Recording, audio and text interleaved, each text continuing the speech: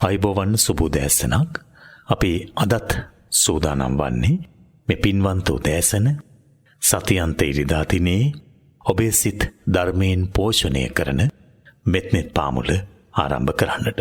ඒ සඳහා අප බොහොමත්ම ගෞරවයෙන් පිළිගනු ලබනවා ගම්පහ මිරිස්වත්ත ශ්‍රී සුදර්ශන ධර්මනිකේතනාධිපති ශාස්ත්‍රපති රාජකීය පණ්ඩිත පූජනීය කැටවල හේමාලෝක නායක හමුදුරන් වහන්සේව. උන්වහන්සේ තරමක ගිලන් භාවයකින් මේ වන විට ප්‍රතිකාර ලබමින් සිටින අතරතුරයි මේ දේශනාව ඔබට සමීප කරවන්නේ අපි ඔබට සිහිපත් කරනවා උන්වහන්සේට හැමදෙනාම තමන් රැස් කළ කුසල කර්මයන්ගේ ආනිශංසය ආශිර්වාදය හිතට එකඟව අපි එකතු කරමු. ඉක්මනින්ම නිදුක් නිරෝගී භාවය දීර්ඝායුෂ අපේ ස්වාමීන් වහන්සේට ලැබේවායි කියලා සත්සිතින් ගෞරවයෙන් ප්‍රාර්ථනා කරන්නට ඔබට අපි ආරාධනා කරනවා. ඒ ආරාධනාවත් සමගින් මෙත්නෙත් පාමුල ඇරඹුම සටහන් කරමින් ධර්මානුශාසනාව පවත්වන්නට පූජනීය වන්දනීය අපේ කැටවල හේමාලෝක නායක ස්වාමීන් වහන්සේට ආරාධනා කරනවා. අවසරයි ස්වාමීන් වහන්සේ. සාදු සාදු සාදු. සදා සොම්නස සොයා යන ගමනක මහා පුණ්‍ය ශක්තියෙන් ඔද වැඩෙනු හදවතින් ඒ මහා පුණ්‍ය ශක්තිය ප්‍රතිඵල වශයෙන් උසස් වූ දිව්‍ය භාවයක් ලබා යලිත් තමාටේ සැනසුම ලංකර දුන්න ලෝතුරා සසන කෙරෙහි නැමුණු සිත් ඇති දේව සමූහයට අදත් මෙත්නෙත් පාමුල රැඳෙන්නට ප්‍රීතිදායක සිතින් යුක්තව ඔබ අප එක්ව කරනු ලබන ආරාධනයයි මේ. දීලෙහි සමත මිනිඔටුනු රැස දකින හදවත් සනසලා දිලේලය මත මිනිරුවන් මාලාව දසගත බැබලිලා දිලේ ගතවට මිනිමෙවුල් දම නාදකින් කිනි නංවලා ඇසේ බුදුබණ දෙවිඳුනේ දැන් ඔබේ හදවත සනසලා සංගේ කාමේච රූපේ ගිරිසිඛර තටේ चांगतलिके विमाने दीपे रट्टे चगामे तरुवन गहने गेहवत तुम ही केते बुम्मा चायन्तु देवा जलतल विषमे යක්ක ගන්ධබ්බනාගා තිත්තන්තා සන්තිකේදං මුනිවර වචනං සාදවෝ මේ සුනන්තු. දෙතිස් මහා පුරිස්ලකොනින් දිලෙන බුදුවත දකිමිනේ පියුම් පෙතිලෙස මුව මඩලෙතොල් සංගල නිරතුරු දිස්මුනේ නිමල් කිතු ගොස නගන දම් කඳ හද පුරාවට පැතිරුණේ කමල් පුදනා ලෙසින් මගේ හද පුදමි පාවැඳ සමිදුනේ. නමෝ තස්ස භගවතෝ අරහතෝ සම්මා සම්බුද්දස්ස. නමෝ තස්ස භගවතෝ අරහතෝ සම්මා සම්බුද්දස්ස. නමෝ තස්ස භගවතු අරහතෝ සම්මා සම්බුද්දස්ස තයෝ මේ භික්ඛවේ පුංගලා සන්තෝ සංවිජ්ජමානා ලෝකස්මින් කතමේ තයෝ අවකුජ්ජ පඤ්ඤෝ පුංගලෝ උච්ඡංග පඤ්ඤෝ පුංගලෝ පුතු පඤ්ඤෝ පුංගලෝ තීති. අභිවාදන පෙරටු උතුම් පාකමල් ඇති ගරු කටයුතු මහ සංගරුවනින් අපට ආශිර්වාදයේ සමග ලෝතුරා දහම් හඬ නංවන්නට අවසර වේවා කියා ප්‍රාර්ථනා කරනවා. ගරු කටයුතු පින්නැති මෙහෙණින් වහන්ස ලක්වැසි ලෝවැසි ගුණබර වාසනාවන්ත ධර්මකාමී ධර්ම ශ්‍රාවක ශ්‍රාවිකා බෝසත් පින්වත්නි, අදත් සුපුදු ලෙස සඳහම් නදියෙහි පීනමින් සකීය හද సంతානයේ කෙලෙස් කිලිටි සෝදා හැර හදවත සොබමන් කරගනු සඳහායි පින්නති ඔබ හැම දෙනාගේම හද මන්දිරේ දොරගොඩු විවෘත වෙන්නේ. පින්වත්නි, පින්නති ඔබට ධර්මදේශනාවට මත්තෙන් සවනත රැඳුණු ධර්ම තේමාව මා ඉස්මතු කරගත්තේ ධර්ම ශ්‍රාවකයන්ගේ ස්වභාව තුනක් ගැන භාග්‍යවතුන් වහන්සේ දේශනා කොට වදාළ දේශනාවක් පැහැදිලි කරලම අපට අපි කවුද, තමන්ට තමන් කවුද කියලා ධර්ම ශ්‍රාවකෙක් ශ්‍රාවිකාවක් වශයෙන් යම් තීරණයකට එළඹෙන්නට මඟ පාදා දීම වශයෙන්ොත් තයෝමේ භික්ඛවේ පුද්ගලා සන්තෝ සංවිජ්ජමානා ලෝකස්මින්. මහණෙනි, ලෝකයේ මා දකින්නවා පුද්ගලයන් තුන් කොටසක් ධර්ම ශ්‍රාවකයෝ.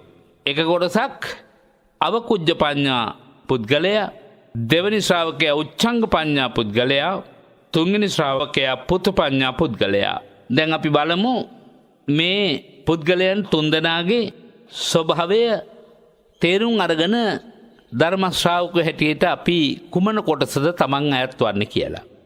මම සිංහලෙන් තෝරන අතරේ ගද්දියෙන් තෝරන්නට මත්තෙන් පද්ධතිය තුනකින් තෝරගත්තොත් පින්නති ඔබට යම්කිසි හැඟීමක් වැටහීමක් මේ පිළිබඳව ලබන්නට පහසු වෙයි කියලා මම හිතනවා. දැන් ඔන්න බලන්න, මම මේ විදිහට පද්ධතිය තුන ගොඩනගනවා පුද්ගලයන් තුන්දෙනාට අයිති විශේෂ ලක්ෂණ ඇතුළත් කරලා. මුනින් අතට හැර වූ කලයකට ජලේ කොතරම් ජේදුව මුත් මොනවද තියන පලේ. ඇසුවත් දම් කිසිවක් නොරැඳෙනා මොලේ අවකුජ්ජයයි නම් වෙති ඔහු සියලු කලේ. ඒ අවකුජ්ජ පුද්ගලයා ගැනයි. දෙවනි පුද්ගලයා උච්ඡංග පුද්ගලයා නේද? දැන් බලන්න ඔන්න මෙහෙමයි විස්තර කරන්නේ. ඔඩොක් කොවේ තබා හිඳගෙන තිබෙන දැය නැගිටින විට සැලෙන ලෙස ඒ සියලු දෙය. අසනා විට දෙමිස යලි මතකෙට නොඑන අය එබඳු වේවි උච්ඡංගය කියන අය. දැන් ඊළඟට තුන්වෙනි පුද්ගලයා පුතු පඤ්ඤ පුද්ගලයා. උඩුකුරු කලය තුල රැඳෙන විලස ජලේ හද තුල රැඳේ ඇසුබන හැම විටදී මොලේ. පුතු පඤ්ඤයයි කියති නිසි දහම් බලේ අගයමුතුම් සෞවෙකු ලෙස සියලු වෙලේ. මම හිතනවා පින්වත් ඔබට උපමාවත් එක්කම යම්කිසි අවබෝධයක් මේ තුලින් ලැබෙන්න ඇති කියලා. උපමාව අපි ඉස්සෙල්ලා සරලව තේරුම් ගමු. භාග්‍යවතුන් වහන්සේ වදාරනවා මහණෙනි මුණින් අතට හරවලා තියෙන කලයකට යමෙක් ජලය ගෙනල්ලා වක්කල පුරවන්න හදනවා. කවදාවත් ඒ කලේ පිරෙයිද? පින්නත් ඔබට පැහැදිලිනේ ඒ කලේ පිරෙන්නේ නැහැ. ඒ වගේ යමෙක් ධර්මදේශකයන් වහන්සේ නමක් මුලැමැදාග යහපත් ලෙස අර්ථ සහිත කොට ව්‍යංජන සහිත කොට කේවල පරිපූර්ණ කොට ධර්මදේශනා කරනවා කියලා ආරංචි වෙනවා. පිරිසත් ධර්මදේශනාව අහන්න යනවා. මේ ශ්‍රාවකයා හෝ ශ්‍රාවිකාවත් ධර්මදේශනාව අහන්න යනවා. දැන් මේ දේශකයන් වහන්සේ තෝරා දේශනා කරන දහම් පද අහගෙන හිටියට මොකද එක දහම් පදයකවත් මුල මැද අග මෙනෙහි කරන්න ශක්තිමත් වෙන්නේ නැහැ ඒ ශ්‍රාවකයා. එතකොට එබඳු ශ්‍රාවකයා ගැන තමයි භාග්‍යවතුන් වහන්සේ අවකුජ්ජ පඤ්ඤ පුද්ගලයා කියලා මතක් කළේ. ක්‍රියාවක් කරනවා, බණ අහනවා. නමුත් හිත ඇතුලේ කිසිවක් රැඳෙන්නේ නැහැ. දැන් ඔබ මේ ධර්මදේශනාව සමාප්ත වෙනකොට බලන්න ඕනේ මම අවකුජ්ජ පඤ්ඤ පුද්ගලයෙක් වෙනවද උනාද? ඔබට යමක් මනසේ රැඳුණා නම් පින්නත් ඔබ වාසනාවන්තයි. ඔබ ඊළඟ උපමා දෙකටයි ඇතුළත් වෙන්නේ. ඔන්න දෙවෙනි පුද්ගලයාට මම ඔබට කවියෙන් කිව්වනේ නේද? ඔඩොක්කුවේ තබා හිඳගෙන තිබෙන දෙය නැගිටින විට සැලෙන ලෙස ඒ සියලු දෙය. මොනවා හරි අපි හිතමුකෝ කවුපියට ටිකක් කඩලැට ටිකක් ඔඩොක්කුවේ තියාගෙන ඉඳගෙන ඉන්න කෙනෙක් නැගිටිනකොට කල්පනාව නැතුව නැගිට්ටම අර සියල්ලම බිම හැලිලා යනවා වගේ. ධර්මදේශනාව අහගෙන ඉන්නකොට දෙවනි ශ්‍රාවකයට පළවෙනි ශ්‍රාවකයට වඩා විශේෂත්වය තමයි ආසනයේ නැගිටිනකන් මුල මැද අග හොඳට මෙනෙහි වෙනවා. දැන් පින්නත් ඔබට පැහැදිලිනේ මුල මැද අග කියලා ධර්මදේශනාවක සංවිධානාත්මක ගාථාවක් ගත්තම කොටස් තුනක් පේන්න තියෙනවා. දැන් අපි උදාහරණයක් හැටියට ගමුකෝ අපිට හොඳට හුරු පුරුදු ගාථාවක්. සබ්බ පාපස්සාකරණං කුසලස්ස උපසම්පදා සචිත්ත පරියෝධපණං. දැන් පීවර තුනයිනේ. ඒ මුල මොකද්ද? සබ්බ පාපස්සාකරණං සියලු පවින් හිත මුදවාගත් උත්තමයාගේ හිත තුල ඊළඟට මධ්‍ය අවස්ථාවේදී පහළ වෙන්නේ කුසලයන්. නිවන් දැකීමට අවශ්‍ය කරන කෙලෙස් කපා හැරීමට ඇති දක්ෂතාවෙන්නේ කුසලයේ කියන්නේ. දැන් කෙලෙස් කපා හරින්නට ඇති දක්ෂතාවය මධ්‍ය වශයෙන් ලබා ගත්තම අගට ලැබෙන සචිත්ත පරියෝධපණං. සචිත්ත පරියෝධපණං සියසිත පිරිසුදුභාවයේ පිහිටනවන ධර්මදේශනාවේ අග. ඕනම ගාථාවක් ගත්තම පින්වත්නි ගාථාවේ ওই ලක්ෂණ තුන තියෙනවා. ආරම්භයක් තියෙනවා, ආරම්භයට අර්ථයක් තියෙනවා, මධ්‍යයක් තියෙනවා, මධ්‍යයට අර්ථයක් තියෙනවා, සමාප්තියක් තියෙනවා, සමාප්තියට අර්ථයක් තියෙනවා. සමහර ගාථා පදයක මුල් කොටස සීලයටත්, මැද භාගයේ සමාධියටත්, අග භාගයේ ප්‍රඥාවටත්යි. අපි තවත් උදාහරණයක් ගමු ටිකක් පැහැදිලි කරගන්න ලේසි වෙන්න. දැන් අපි අසේවනාච්ච බාලාරං කියන ගාථාව ගමු උදාහරණයක් ඇටියට බාලයන් සේවනය නොකර ඉඳීමෙන් සහ මධ්‍ය අවස්ථාවේදී පඬිතයන් සේවනය කිරීමෙන් අග්‍ර අවස්ථාවටපත් වෙනවා පූජාච පූජනීය හිතක් ලබනවා. දැන් බලන්න හැම ගාථාවකම මේ විදිහේ අදහස් තියෙනවා. ඒ නිසා තමයි භාග්‍යවතුන් වහන්සේගේ ධර්මයේ තෝරන තැන ආදි කල්යාණං මධ්‍ය කල්යාණං පරියෝසాన කල්යාණං සාත්තං සබ්භ්‍යංජනං කේවල පරිපුන්නං සුවිසුද්ධං බ්‍රහ්මචර්යයන් ප්‍රකාශයට කියලා වදාලේ ඒ ධර්මයේ තුල තියෙන සුවිශේෂ ගුණාංග පිළිබඳව ඇතුළත් කරලා ධර්මයේ ගුණ දකින්න කෙනෙක් මේ ආකාරයට ගුණ දකින්නට කියලා භාග්‍යවතුන් වහන්සේ දේශනා කරන නිසා. දැන් බණ අහන ගමන් මුලත් පැහැදිලි කරගන්නවා, මැදත් පැහැදිලි කරගන්නවා, අගත් පැහැදිලි කරගන්නවා. කවුද? උච්චංග පඤ්ඤ පුද්ගලයා. අවකුජ්ජ පුද්ගලයා එකක්වත් පැහැදිලි කරගන්න ශක්තියක් ලබන්නේ නැහැ, නිකන් අහනවා විතරයි. දෙවනි එක්කෙනා හැබැයි වාඩි වෙලා ඉන්නකන් හොඳට මෙනෙහි කරනවා. නමුත් නැගිටලා ගියාම සියල්ල අමතක වෙනවා. දැන් පින්නත් ඔබට වැඩිපුර තෙල් ලෙඩේන ඕක. බණ අහගෙන ඉන්නකොටත් කියනවා අනේ මට තේරුණේ නෑනේ කියලා. කොච්චර සරලව කියලා දුන්නත් ඒකට යෝනිසෝ මනසිකාරය යොදාගෙන නැත්නම් ඒ බණ තේරෙන්නේ නැහැ තමයි. දැන් මධ්‍ය අවස්ථාවේදී අහගෙන ඉන්නකොට නම් හොඳට මතකයි අපේ හැමදෙරෝනේ බණ. නමුත් නැගිට්ටම මට ඔක්කොම අමතක වෙනවානේ. එතකොට ඔබ අයිති වෙන්නේ එහෙමනම් දෙවෙනි ශ්‍රාවකයාට. තුන්වෙනි ශ්‍රාවකයා කවුද? පුතුපඤ්ඤ පුද්ගලයා. උපමාව කොහොමද කිව්වේ? උඩුකුරු කලය තුල රැඳෙන විලස ජලේ. උඩු කරලා කලයක් ඒකට වතුරක් කළාම ඒ කලේ උතුරවා ගන්න පහසු නිසා හද තුල රැඳෙයි ඇසු බන හැම විටදි මොලේ. හදවත තුළ මොලේ තුළ තැන්පත් කරගන්න පහසු වෙනවා අර කලගෙඩිය පිරෙනා වගේ මුලාර්ථයත් මැදාර්ථයත් අගාර්ථයත්. ඒ පුතුපඤ්ඤ පුද්ගලයා එතකොට දහම් අහන විටත් අර මම මුලින් මතක් කළා වගේ ආදි කල්යාණ වූ මොනත මුල යහපත් ලෙස දේශනා වුණු මැද යහපත් වූ අර්ථයක් පිළිබඳ දේශනා වුණු අග යහපත් වූ අර්ථයක් ලෙස දේශනා වුණු හැම අකුරකම යම්කිසි අර්ථයක් ඉදිරිපත් කර ව්‍යංජනයක් සහිත වුණු කේවල පරිපූර්ණ කියලා කියන්නේ කිසිවකින් අඩුවක් නැති සියල්ලෙන්ම පිරිපුන් දේශනාව අහගෙන ඉන්නකොටත් පැහැදිලි කරගන්නවා ආසනෙන් නැගිටින කොටත් හොඳට මතකයි. ඒ නිසානේ සුනාත ධාරේත කියන්නේ. අහන්න අසාගෙන ඉන්න ගණන් දරන්න. අසාගෙන ඉන්න දේ දරාගෙන හිටියොත් මතකේ රඳවගෙන හිටියොත් තමයි අපිට අපේ ජීවිත ගමනේදී මේ ටික ක්‍රියාත්මක කරන්න පුළුවන් වෙන්නේ පින්වත්නි. ඒ නිසා ධර්ම ශ්‍රාවකයන් අතරින් ඔබ ඇතුළත් විය යුතු වටිනාම ශ්‍රාවකයා කවුද කියලා ඇහුවොත් උත්තරයක් දෙන්න ඕන පුතුපඤ්ඤ පුද්ගලයා කියලා. ඊළඟට තරමක් හරි වටින්නේ කවුද? උච්චංග පඤ්ඤ පුද්ගලයා. හේතුව වාඩි වෙලා ඉන්නකොට හරි හොඳින් මෙනෙහි කරගන්න පුළුවන් නේ. දුර්වලම ශ්‍රාවකයා කවුද? අවකුජ්ජ පඤ්ඤ පුද්ගලයා. දැන් අපි හඳුනගත්තා ශ්‍රාවකයන් තුන්දෙනෙක් ගැන භාග්‍යවතුන් වහන්සේ අපට දේශනා කළා තියෙනවා කියන බව. දැන් පින්නති ඔබත් මමත් සාකච්ඡා කරමින් ඉන්නේ මහා කාශ්‍යප මහ රහතන් වහන්සේගේ චරිතාපදානයේ හරහා ඉස්පතු කරගන්න ලැබෙන කුක්කුච්චේට අයිති නිදර්ශන අතීත පුවත් පිළිබඳවයි.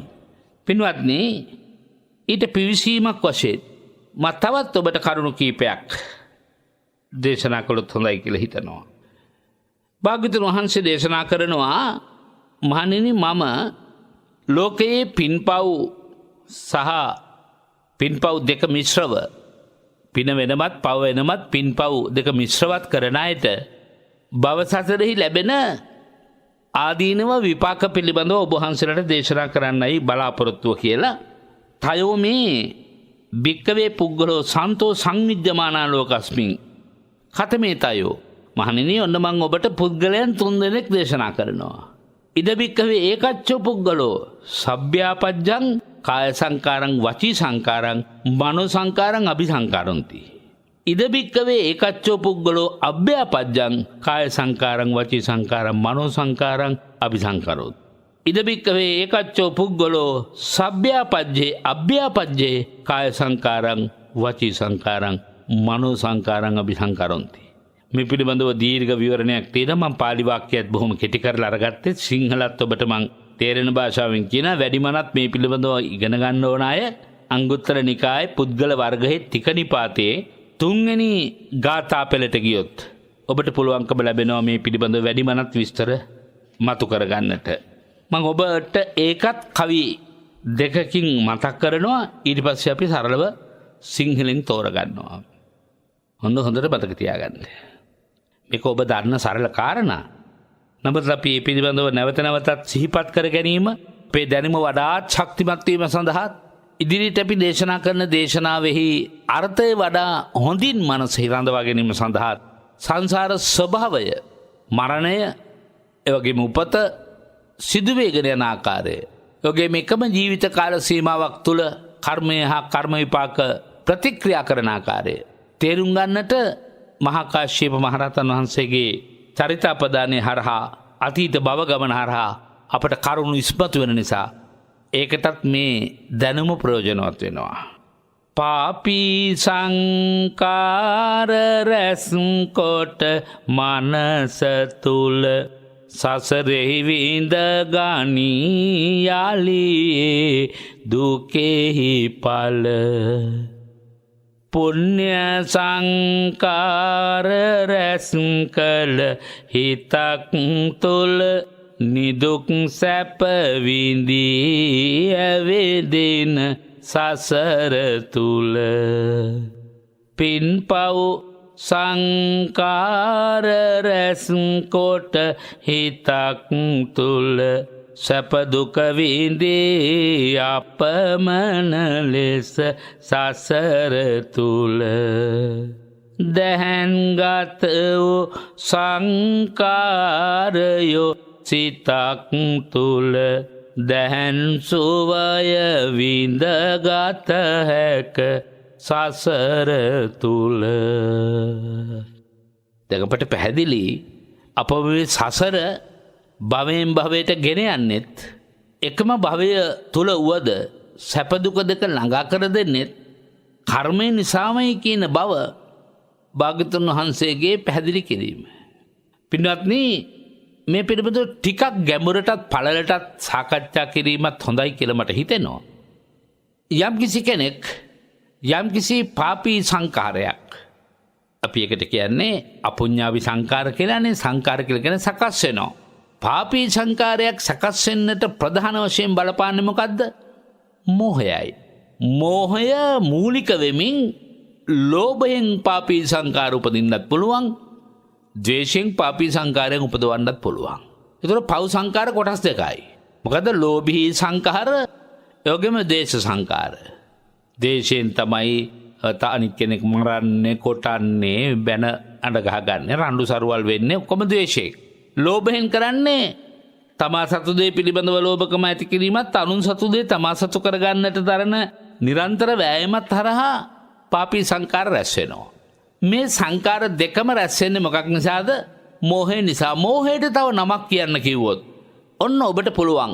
ඔබ ඊටාම ඕනෑකමින් නමක් ඉදිරිපත් කළයි අවිද්‍යාව. දැන් ඔබට තරමකට හේතුඵල සම්බන්ධයටත් හිත යොමු කරගන්නට ආරාධනා කරනවා. දැන් සංකාර කියන්නේ පින්පව් දෙකටම කියන නමක්නේ. ඒ වගේම ධ්‍යාන සංකාර වලටත් අපි ආනෙන්ජාපි සංකාර කියනවානේ. මෙතන අපි කතා කරන දැන් පාපී සංකාර ගැන උදාහරණයක් හැටියට. මොකද මේ පිළිබඳව අපට පැහැදිලි දැක්මක් තියෙන්න ඕනේ. විශේෂයෙන්ම ධර්මකාමී පින්නතුල හැටියට ධර්මයේ ගැඹුර ස්පර්ශ කරන්න පුළුවන් ඇත්ත හැටියට, ඒ වගේම සංසාරික ස්වභාවයෙන් සමුගැනීම අපේක්ෂා කරන ශ්‍රාවක ශ්‍රාවිකාව හැටියට මේ පිළිබඳව යම්කිසි දැනුමක් තියෙන එක හරි වටිනවා. එතකොට දැන් මං කිව්වා ලෝභයෙන් කරන පාපී සංකාරයක් හෝ ද්වේෂයෙන් කරන පාපී සංකාරයක් හෝ එහෙම නැත්නම් තවත් සරලව කිව්වොත් ලෝභයෙන් කරන පාප කර්මයක් හෝ ද්වේෂයෙන් කරන පාප කර්මයක් හෝ කියන මේ පාප කර්ම දෙකම සංස්කරණය වෙන්නේ මෝහයේ බලපෑමෙන්. මෝහයට තව නමක් කියන්නේ අවිද්‍යාව. අවිද්‍යාව පත්‍ය සංකාර. ඔන්න දැන් සංකාර පාපී සංකාරයේ බිහි වුණේ අර මෝහයේ බලපෑමෙන්, හෙවත් අවිද්‍යාවේ බලපෑමෙන්. ඒතකොට මේක ඊළඟ භවයට තල්ලු කරගෙන යන්නේ කවුද? තල්ලු කරගෙන යන්නේ ඊළඟට කියන්න ඕන මේ පාපී සංකාර රැස් වෙන්නේ කොහෙද? විඥානය තුළ. සංකාරපත්‍ය විඥාන.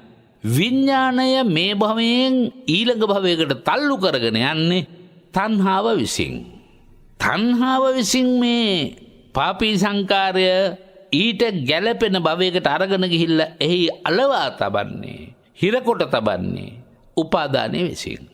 එතකොට යමෙකුට භවයෙන් නිදහස් වීමට අවශ්‍ය නම් මේ පාපී සංකාරයේ හදන අවිද්‍යාව දුරු කළ යුතුවා පමණක් නෙමෙයි, තණ්හක්කයෝ නිරෝධෝ නිබ්බාන. එක භවයකින් ඊළඟ භවයට මේ සංකාරය අරගෙන යන්නේ තණ්හාව නම් තණ්හාවේ බලය ධර්මාවබෝධයෙන් විසුරුව හරින්නට පුළුවන් නම් අන්න පින්වත්නි, නම් භාග්‍යවතුන් වහන්සේ සිද්ධ කළේ පාපී සංකාරයන් වේවා, පුණ්‍ය සංකාරයන් වේවා, ධ්‍යාන සංකාරයන් වේවා සකස් කළ වඩුවා සොයාගත් එකනේ. උන්වහන්සේ දේශනා කරන්නේ තණ්හක්කයෝ නිරෝධෝ නිබ්බාන. තෘෂ්ණාව නැමැති වඩුව මම සොයාගත්තා. එසේ සොයා ගැනීමෙන් නැවත මේ තෘෂ්ණාව නැති වඩුවා භවය නම් වූ සැරිසැරීම නැවත සිද්ධ නොකරන තැනට මම කටයුතු කළා. ඒ නිසා ඔන්න මේ කතා කළේ අපුඤ්ඤාභි සංකාර පිළිබඳවයි. සූත්‍ර දේශනාවේ සඳහන් වෙනවා, මහණෙනි, යම්කිසි පුද්ගලයෙක් දුක් සහිත කාය සංකාරයක් හෝ වාක් සංකාරයක් හෝ මනෝ සංකාරයක් හෝ සකස් කරයිද, ඒ සකස් කරන කාය සංස්කාරය අරගෙන දුක් සහිත ලෝකයටයි යන්නේ. දුක් සහිත ලෝකයට පැමිණියා වූ ඔහුට දුක් සහිත ස්පර්ශමයි ජීවිතය ලබන්න සිද්ධ වෙන්නේ. ඒ දුක් සහිත ස්පර්ශයන් විසින් පහස ලබන නැත්තම් දුක් පීඩා ලබන ඔහු, මහණෙනි, මම හඳුන්වනවා නිරිසතුන් සෙයින් ඒකාන්තයෙන් දුක් වූ සාබාධ විපාක වේදනා විඳිනවා. ආබාධ සහිත වේදනා විඳිනවා. එහෙම අය අපේ ජීවිතවලට කොච්චර එළඹිලාද? අපේ ජීවිතය තුළින්ම වුණත් මේක අපිට අත්දකින්න පුළුවන්. මේ ජීවිතයේ දන්න වපසරියේ කුඩා කල ඉඳලා කිසිදු පාප කර්මයක් අපේ වචනින් කිව්වොත් කුරා කූඹියකටවත් පවක් කරලා නැති කෙනෙකුට අවුරුදු 20ක් 30ක් 40ක් ගිහින් භයානක දරුණු දුක්ඛ විපාකයකට පත් වෙන්න සිද්ධ වුණාම අහනවා ඇයි අපි මෙච්චර පිංකම් කරද්දී අපට මෙහෙම වෙන්නේ? අන්න දැන් උත්තරයක් අපි ළඟ තියෙනවා. මේ භවයේදී අපි පාපක සංකාරයක් රැස් කළේ නැති එක හැබෑව. නමුත් අතීත භව සංසාරේ සකස් කරගත්තු සංකාරයක විපාක ලැබීමට ඉඩ ලැබුණු වාරයේ ඒ විපාක ක්‍රියාත්මක වෙන්න පටන් ගන්නවා. ඒක තමයි ඇත්ත ස්වභාවය. දැන් ওই විදිහමයි පින්වත්නි අනිත් කොටස් දෙකත්. යමෙක් නිදුක් ඒ කිව්වේ දුකක් නැති පිනේ කියන කොටසට අයිති කාය සංකාර, වචී සංකාර, මනෝ සංකාර රැස් කරනවා. එසේ රැස් කරමින් විඳින සැප විපාක ගැන භාග්‍යවතුන් වහන්සේ උදාහරණයකුත් කියනවා. සුබකින්නක දෙවියන් සේ සුව ඇති ජීවිතයක් සංසාරේ කොයි යම්ම මොහොතක හෝ විඳිනවා. ඒ නිසා පින කවදාවත් පුඤ්ඤබාහි සූත්‍රයේ කියන පිනට කම්මැලි වෙන්න එපා. පින කියන එක ජීවිතේට නිවන් දකින්නතුරු අපිට පිහිටක් පිළිසරණක්. හැබැයි අපි පින් කළ යුත්තේ සංසාර වර්තීව සැප විපාක විඳීමට නොවේ කියන බව විශේෂයෙන් ඔබට අවධාරණය කරන්න ඕනේ. මොකද පිනට මුල් වෙන්නේ අර පවට මෝහය වගේම පිනට මුල් වෙන්නේ අමෝහයනේ. අමෝහය කියන්නේ ප්‍රඥා චෛතසිකයක්.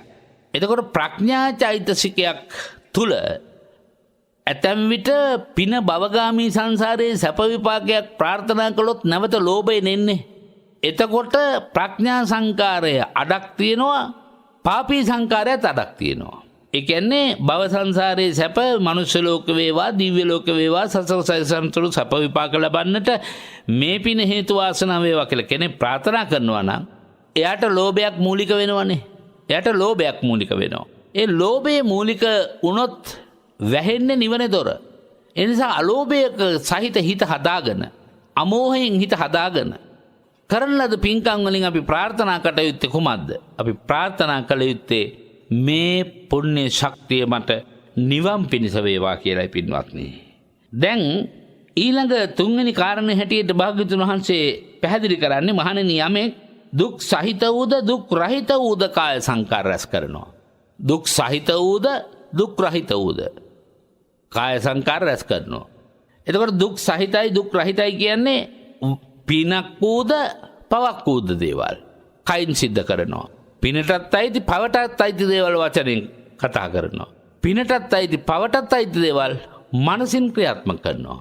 දැන් මේ තුන් ආකාරයෙන් ක්‍රියාත්මක කරන ධර්මතා ස්වභාවයට සසරෙදි ලැබෙන්නේ මොනවද? සැපයි දුකයි දෙකම ලැබෙනවා. අන්න එතන තමයි මේකේ තියෙන භයානක සංසිද්ධිය. අපිට එහෙම අයත් මේ අපේ ජීවිත ගමනේදී ඕනෑ තරම් ලැබෙනවා. දකින්න ලැබෙනවා. ඒ වගේම තම තමන්ගේ ජීවිතවලත් ඕනෑ තරම්ගේ බදු අත්දකින්න බන්න පුළුවන්. මොනවද? සැපත් ලැබෙනවා, දුකත් ලැබෙනවා. දැන් අපි අද සාකච්ඡා කරන්න බලාපොරොත්තු වන කතා පොතේ ඉදිරියට පිවිසෙන්නට වෙලා වැවිලා දැන්. දැන් පින්වත් ඔබට මතකයි මහා කාශ්‍යප මහරහතන් වහන්සේගේ සංසාර චාරිකාවේදී අපි දැන් භව දෙකක් ගැන සාකච්ඡා කළා. විවරණ ලබාගත් මුල් භවය ගැන කතා කළා. දෙවෙනි ලබාගත් භවය ගැන කතා කළා. ඒක සාටක බ්‍රාහ්මණයගේ කතා පොත ගැන. දැන් අපිට ඊළඟ උපත ගැන සාකච්ඡා කරන්න තියෙන්නේ. මා කිව්වා ඒක සාටක බ්‍රාහ්මණයා පිළිබඳව බන්දුමා රජුරෝ පැහැදීමටපත් වෙලා රජයේ අගසිටු තනතුරක් ලබා දුන්නා. දැන් බොහෝම පින්දහම් කරලා දිව්‍ය ලෝකේ ඉපදුනා. දැන් එහෙම දිව්‍ය ලෝකේ ඉපදිලා කොණාගමන භාග්‍යවතුන් වහන්සේගේ කාශ්‍යප දසබලයන් වහන්සේගේ කියන බුදුවරු දෙදෙනා අතර කාලේ.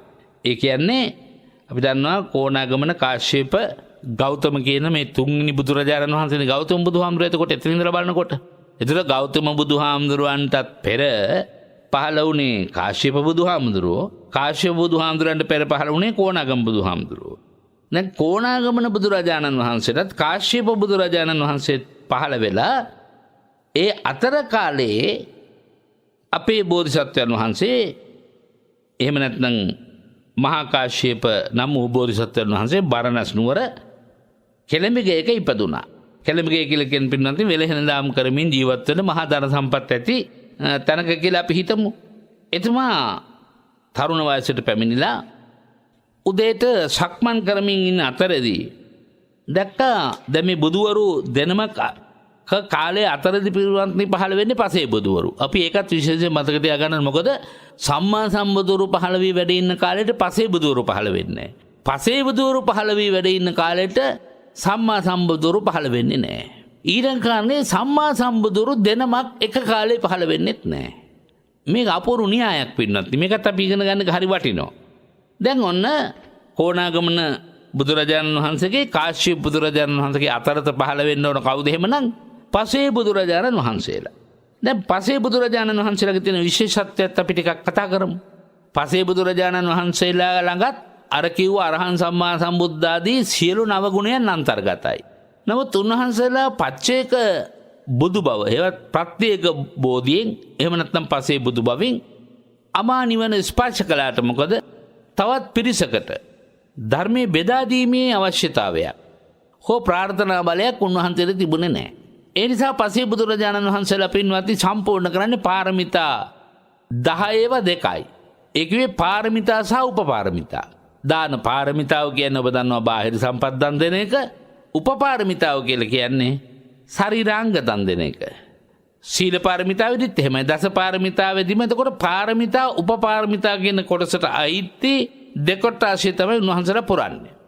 ඒ තමයි පසේ බුදුරජාණන් වහන්සේලාගේ ස්වභාවය. දැන් මේ පසේ බුදුරජාණන් වහන්සේලා හැබැයි 500 නමක් 1000 නමක් ලක්ෂ නමක් වුණත් අර බුද්ධ අන්තර් කාලවල පහළ වෙන්න පුළුවන්. දැන් පසේ බුදුරජාණන් වහන්සේලා විශාල ප්‍රමාණයක් දැන් මේ කියන කාලේ වාසය කරන වැඩ ඉන්නවා. අර මං කිව්ව තරුණයා උදේට වනේ සමීපේ සක්මන් කරනවා. අපි ජංගා විහරණය කියන එකට කියන්නේ පාදවලට ව්‍යායාමයක් වශයෙන්, ශරීරයට ව්‍යායාමයක් වශයෙන් ඇවිදිනවා. එතකොට දැක්ක පසේ බුදුරජාණන් වහන්සේලා එක්තරා නදී තීරයක සිවුරු සකස් කරනවා. එක්තරා නදී තීරයක සිවුරු සකස් කරනවා දැක්කා. දැන් සිවුරු සකස් කරලා උන්වහන්සේලාට සිවුරට එක රෙදි කඩක් මදි වෙලා තිබුණා. එක රෙදි කඩක් මදි වෙච්ච නිසා ඒ සිවුරු කඩ ඔතල පැත්තකින් තිබ්බ. දැන් සිවුරක තියෙනවා පින්වත්නි මැඩිලි කියලා කියනවා කොටස් වශයෙන් හදන සිවුර. ඒතර ඒකේ ඔබ දන්නවා වටේටම තියෙනවා ලොකු පටියක් අල්ලලා. ඒකට කියනවා නුවා අත්ත කියලා. දැන් නුවා පටියට සිවුරු රෙදි මදි වුණා. ඒ කාලේ සිවුරු එතකොට සකස් කරගන්නේ තැන් තැන් වලින් සොයා හදා ගන්නා වූ මිනියොතා තිබෙන රෙදි කැබලි, ඒ වගේම කතල ගොඩවල් වල පරිහරණය කරන්න නැතුව විසි කරපු රෙදි කැබලි ආදී දේවල්නේ. ඉතින් දැන් එක රෙදි කැබලකට අඩුව තියාගෙන තමයි දැන් පසේ බුදුරජාණන් වහන්සේලා මේ සිවුරු කර්මාන්තය කළේ. දැන් නුවාපටි අඩු නිසා මේක ඔතලා තියෙනවා දැක්කා අර තරුණයා. තරුණයා අහනවා ස්වාමීනි ඇයි සිවුරු රෙද්ද වැඩ ඉවර කළාද අකුල්ලා තිබ්බේ? නෑ මේ නුවාපටියකට රෙදි මදි වෙලා. පස්සේ ඒක හම්බ වුණාම සකස් කරගන්න හිතලා යොතලා තියන්නේ. ස්වාමීනි මට අවසර දෙනවද මගේ සලුව ඔබ වහන්සේලාට පූජා කළොත් පුළුවන්ද නුවා අත්ත හදාගන්න නැත්නම් නුවාපටිය හදාගන්න? ඔබ කැමැත්තෙන් පූජා කරනවා නම් බැරි කමක් නෑ. අන්න තරුණයා ප්‍රාර්ථනා කරනවා අර උතුරු සලුව තියලා උපන් තන්හි මට කිසිදු පරිහානියක් නොවේවා කියලා ප්‍රාර්ථනා කළා. එතකොට අපිට යම්කිසි පින්කමක් කරලා යමක් ප්‍රාර්ථනා කළොත් ඒ ප්‍රාර්ථනාව ඉෂ්ට කරගන්න පුළුවන් ක්‍රමවේද රාශියක් තියෙනවා පින්වත්නි. උදාහරණයක් වශයෙන් අපි යම්කිසි දානයක් සෝවාන් මාර්ගඵලලාභියෙකුට දුන්නොත් තමන් ප්‍රාර්ථනා කරන ප්‍රාර්ථනාවන් ඉෂ්ට කර ගැනීමට බලය උන්වහන්සේගේ ප්‍රතිග්‍රාහක පක්ෂයේ ආධ්‍යාත්මික ශක්තියෙන් කරන ආශිර්වාදෙනුත් ලැබෙනවා. එවැගේම සකෘදාගාමී මාර්ගඵලලාභියෙකුට යම පූජා කළොත් ඊට වඩා ප්‍රතිබල සම්පන්න ශක්තියක් ආනිසංසයක් ලැබෙනවා. ප්‍රාර්ථනා ඉෂ්ට කරගන්න පුළුවන් ශක්තියක් ලැබෙනවා. එතකොට ඊටත් වඩා අනාගාමී මාර්ගඵලලාභී උත්තමයෙක් මුණ ගැහිලා දානක් වෙන්න ලැබුණොත් ඊටත් වඩා ආනිසංස ලැබෙනවා. සත්‍ය ක්‍රියාවක් වුණොත් ප්‍රාර්ථනාවක් වුණොත් පළදරන්න පුළුවන්කම ලැබෙනවා. ඒ වගේම රහතන් වහන්සේ නමකට ධන පූජා කරන්න ලැබුණොත් ඒ දානය තුලත් මහත්ඵල මහානිසංස තත්වයක් ලබා ගන්න පුළුවන්. හිතන පතර ප්‍රාර්ථනා ඉෂ්ට කර ගන්න පුළුවන්. ඒ මාර්ගඵලලාභී සියලු දෙනාටත් වඩා පසේ බුදුරජාණන් වහන්සේ නමක් මුණ ගැහි යමෙකුට යම් ධනක් පූජා කරගන්න ලැබෙනවා නම් හිතන පතන ප්‍රාර්ථනාවල් ඉෂ්ට කරගන්න ඒ තුල ශක්තිය තියෙනවා. පසේ බුදුරජාණන් වහන්සේ නමකට වඩා සම්මා සම්බුදුරජාණන් වහන්සේ නමක් හමු වුණොතින් ඒ සම්මා සම්බුදුරජාණන් වහන්සේට යමක් පූජා කිරීමෙනුත් හිතේ තියෙන ප්‍රාර්ථනා බලාපොරොත්තු ලෞකික වශයෙන් උනත් ඉෂ්ට සිද්ධ කරගන්න පුළුවන්. දැන් පින්නත් ඔබට ප්‍රශ්නයක් එනවා. අනේ අපි මේ කාලේ මාර්ගඵලලාභී කෙනෙක් හොයාගන්නේ කොහොමද? පසේ බුදුරජාණන් වහන්සේ නමක් හොයාගන්නේ කොහොමද? එහෙම නැත්නම් සම්මා සම්බුදුරජාණන් වහන්සේ නමක් හොයාගන්නේ කොහොමද? ධනක් දී ගන්න නැත්තම් කියලා කැමැත්තක් පහළ වෙනවා. අන්න අපේ භාග්‍යවතුන් වහන්සේ අපට ඒ අඩුව නොදැනෙන්නට, අඩුව නොවෙන්නට ප්‍රාර්ථනා ඉෂ්ට සිද්ධ කරගන්න පුළුවන් ක්‍රමයක් දේශනා කරනවා. කුමක්ද? ඔබට යමක් සංඝිකව පූජා කරන්න පුළුවන් නම් භාග්‍යවතුන් වහන්සේ වදාළේ සංඝේතේ දින්නේ අහංචයෝ පූජිතෝ භවිස්සාමි. යමක් සංඝසන්ත කළ පූජා කරනවා නම් මහණෙනි භාග්‍යවතුන් වහන්සේට පූජා කරන පූජාවක් වෙනවා. හොඳයි. සංඝික වශයෙන් දෙන්නට සිවුනමක්වත් වැඩ ඉන්නට ඕනේනේ. එහෙත් දුර්භික්ෂ කාලවල එක භික්ෂුන් වහන්සේ නමක් වුණත් සංඝයා නියෝජනය කරමින් නම් වැඩ ඉන්නේ. ඒ භික්ෂුන් වහන්සේට ඒ පූජාව සිද්ධ කිරීමේ ආනිසංසත් ලැබෙනවා. ඒ වගේම තව දැන් මේ ඊළඟ පොහොය ඉඳලා වස්සාන කාලෙනේ කටින පිංකමට අපි මෙච්චර මහන්සි වෙන්නේ අප කැප වෙන්නේ ඇයි? භික්ෂුන් වහන්සේට ලැබෙන ආනිසංසයක් ඝන භෝජනං කියලා. ඒ කිව්වේ සාංගිකව යමක් පූජා කරනවාද සාංගිකව කරන පූජාව ලැබීමට ඒ භික්ෂුන් වහන්සේ සුදුස්සෙක්. එක නමයි හැබැයි. එහෙනම් කටින වස්ත්‍රයක් අරිෂ්ඨාන කළ එක භික්ෂුවකට උනත් 5 මාසයක් දන් හැන්දක් දෙන්න පුළුවන් නම් අන්න පින්නත් ඔබට එක නමකට සාංගික දානයක් දෙන්න පුළුවන්කම ලැබෙනවා. හොඳයි. ඒකත් පස්සකින් තිබු මේක තියෙන්නේ මාසික කාලයක් නේ. ඊට පස්සෙත් මාස 5ක් ආනිසංස වශයෙන් පුළුවන් මේ පින්කම කරගන්න. කටින පින්කම තියෙන්නේ මාසයයි. ඊට වඩා මාස 5ක ආනිසංසයක් ඉදිරියට ලැබෙනවා. ඒක එක කාරණයක්. අනිත් කාරණේ අපි නිතර සිහිපත් කරනවා වගේ අදත් භාග්‍යවත් අරහත් සම්මා සම්බුදුරජාණන් වහන්සේට ජීවමාන සම්බුද්ධ පූජාවක් පවත්වන ආනිසංසය ලබන්නට සදාතුක ධාතුන් වහන්සේලා වැඩ ඉන්නවා. ධර්ම කායෙන් නිතු භාග්‍යවත් බුදුරජාණන් වහන්සේගේ උතුම් ගුණය මේ විශ්වය තුළ වැඩ ඉන්නවා ජීවමානයි. ඒ ජීවමාන බුදු ගුණය අදිෂ්ඨාන කරගෙන ඔබ සදාතුක ධාතුන් වහන්සේලා අරමුණු කරගෙන යම් තැනක යම් පූජාවක් සිද්ධ කරලා වන්දාමි චේතියන් සබ්බං සබ්බඨානේසු පතිට්ඨිතං සියලු තැන පිහිටා වැඩ ඉන්න සදාතුක සර්වඥ ධාතුන් වහන්සේලාට මේ මගේ මල් පූජාව මගේ දාන වස්තු පූජාව පූජා වේවා කියලා. ගෙදර සම්බුද්ධ පූජාව කළත් ඒ ආනිසංසය ලබන්න පුළුවන්. ඒ ආනිසංසය ලැබලා මගේ මේ ප්‍රාර්ථනාව මේ උතුම් පුණ්‍ය ශක්තිය බලෙන් ඉෂ්ට සිද්ධ වේවා කියලා ප්‍රාර්ථනා කරන්න පුළුවන්. දැන් ඔන්න මේ ටික මම අතිරේක කාරණාවක් හැටියට කියාගෙන ගියේ මහා කාශ්‍යප මහ රහතන් වහන්සේ අර දිව්‍ය ලෝකෙන් ඇවිල්ලා මනුෂ්‍ය ලෝකෙ ඉපදිලා තරුණ පුතෙක් හැටියට සක්මන් කරමින් ඉන්න වෙලාවේ පසේ බුදුරජාණන් වහන්සේලා සිවුරු කරවා නුවාපටියට රෙදි බඳ වෙච්ච නිසා සිවුර ඔතා තියන්නට සෑස්ති වෙනකොට අනේ මගේ උතුරු සළුව අරගෙන මේක කරන්න පුළුවන් නම් ඔබ වහන්සේලා කැමති නම් මේ පූජා වේවා කියලා පූජා කරලා ප්‍රාර්ථනාවක් කළා. මොකද ප්‍රාර්ථනාව සසර පුරාවට කිසි තැනක මට පරිහානියක් නොවේවා පිරිහීමක්. ඒ කිව්වේ වස්ත්‍ර ලැබීමෙන් අඩුවක් නොවේවා එක පැත්තකින්. අනිත් පැත්තෙන් ජීවිතයේ තියෙන පරාභව සූත්‍රයේ පරිහානික ධර්ම ඒ පරිහානික ධර්ම පිරිහෙන ධර්ම කිසිවක් මගේ සිතට නම් නොවේවා. අන්න බලන්න කොච්චර ගැඹුරු ප්‍රාර්ථනාවක්ද කියලා. දැන් ওই ප්‍රාර්ථනාව තියෙන දැන් ඒක පූජා කරලා අර තරුණ පුතා දැන් ගෙදර යනවා. හැබැයි තරුණ වුණාට විවාහ ජීවිතයක් ගත කරලායි දැන් ඉන්නේ. එතුමගේ නංගි අවිවාහකව ගෙදර ඉන්නවා. ඒතකොට බිරිඳත් ගෙදර ඉන්නවා නංගිත් ගෙදර ඉන්නවා. මේ කතාව හොඳට හිතට ගන්න. දැන් නෑනලා දෙන්නෙක්නේ. දැන් ඔය නැන්දාමයි ලේලි වගේම තමයි සමහර තැන්වල නෑනලා දෙන්නෙක් ගෙදර හිටියත් ලොකු ප්‍රශ්නයක්. සමහර තැන්වල කසාද බැඳපු නැති අක්කෙක් හරි නැගණියක් නංගි කෙනෙක් හරි ඉන්නව නේද? නිරන්තරයෙන් ගැටුම්. මොකද සමහර කෙනෙකුට මානසික වශයෙන්ම අර අනිත් අයගේ සන්තෝෂය දකින්න බැරි. හැම වෙලාවෙම මොන හරි අඩුපාඩුවක් හොයාගෙන රණ්ඩු සරුවල් කරන නෑනලත් ඉන්නවා. සමහර නෑනලා එක අම්මෙකුගේ බඩේ උපන්න සහෝදරියෝ වගේ. ඒ තරම් පුදුම ලෙන්ගතුකමක්. මේ සහෝදරයාගේ බිරිඳ කියලා අදහසක් නෙවෙයි තියෙන්නේ තමන්ගේ මක්කා තමන්ගේ වණංගේ කියලා. යම් යම් අඩුරුණුකම් තිබලත් පින්වත්නි මේ විදිහේ සමගි සම්පන්න කමක් දෙනෑනෝ අතර ගෘහස්ත ජීවිතයේ තිරණගේ ගෙවල් දවසින් දවස දිනු වෙනවා. නැත්නම් එක්කෙනෙක් හැම වෙලාවෙම ඉන්නේ බුම්මකඩනේ. මහත්ය නැති වෙලාවට දෙන්නම ඉන්නේ දෙපැත්තට බුම්මකන්නේ බස්ස වගේ. ඒ නිසා දැන් මේ තරුණයාගේ නැගණියත් ඒ වගේම තරුණයාගේ බිරිඳත් දෙන්න එච්චර හිත හොඳ නැහැ. දෙන්න ඔය තරුණයා ගෙදරට එන වෙලාවේ විශේෂ සිද්ධියක් වෙනවා. දෙන්න අතර රණ්ඩුවක් ඇති වෙනවා, කලහයක් ඇති වෙනවා. වචන හුමාරුවක් ඇති වෙනවා කියලා අපි හිතමුකෝ. ඔය අතරදී මහත්ය විතරක් නෙවෙයි පසේ බුදුරජාණන් වහන්සේ ධම්මකොත් පිණ්ඩපාතේ වඩිනවා. දැන් අර තරුණයාගේ නංගි පසේ බුදුහාමුදුරන්ට ඉක්මනින් පිණ්ඩපාතේ සකස් කරලා තිබුණා. ඉක්මනින් පිණ්ඩපාතේ පිළිගන්නවා. පිණ්ඩපාතේ පිළිගන්නලා දැන් මේ වෙලාවේ ආසන්න වෙලාවේ මෙයාගේ හිතේ තියෙන පීඩාවනේ නෑනත් එක්ක රණ්ඩු සල්වාර කරන එක. ද කල්පනා කරනවා මේ වගේ ලාමක තැනැත්තියක් එක්ක මට ඉන්න නොලැබේවා යොදුන් 100කින් ඇය දුරු කරගන්න ලැබේවා කියලා ප්‍රාර්ථනාවක් කළා. දැන් ප්‍රාර්ථනාවකුත් ඕනනේ පින්වත්නි, සියලු දේවල් ඉෂ්ට කරගන්න. නිවන් දකින්නත් ප්‍රාර්ථනාවක් ඕනේ. අපි ඉදිරියට සාකච්ඡා කරමු මේ සම්බන්ධව. දැන් මහා කාශ්‍යප මහ රහතන් මේ යන ගමන යන්නේ භව සංසාරයේ ප්‍රාර්ථනාවක් තියාගෙනනේ. එතකොට දැන් ඔන්න මේ දෙන්න අතර මේ රණ්ඩුව අතරේදී තමයි මේ දාන ටික පූජා කළේ.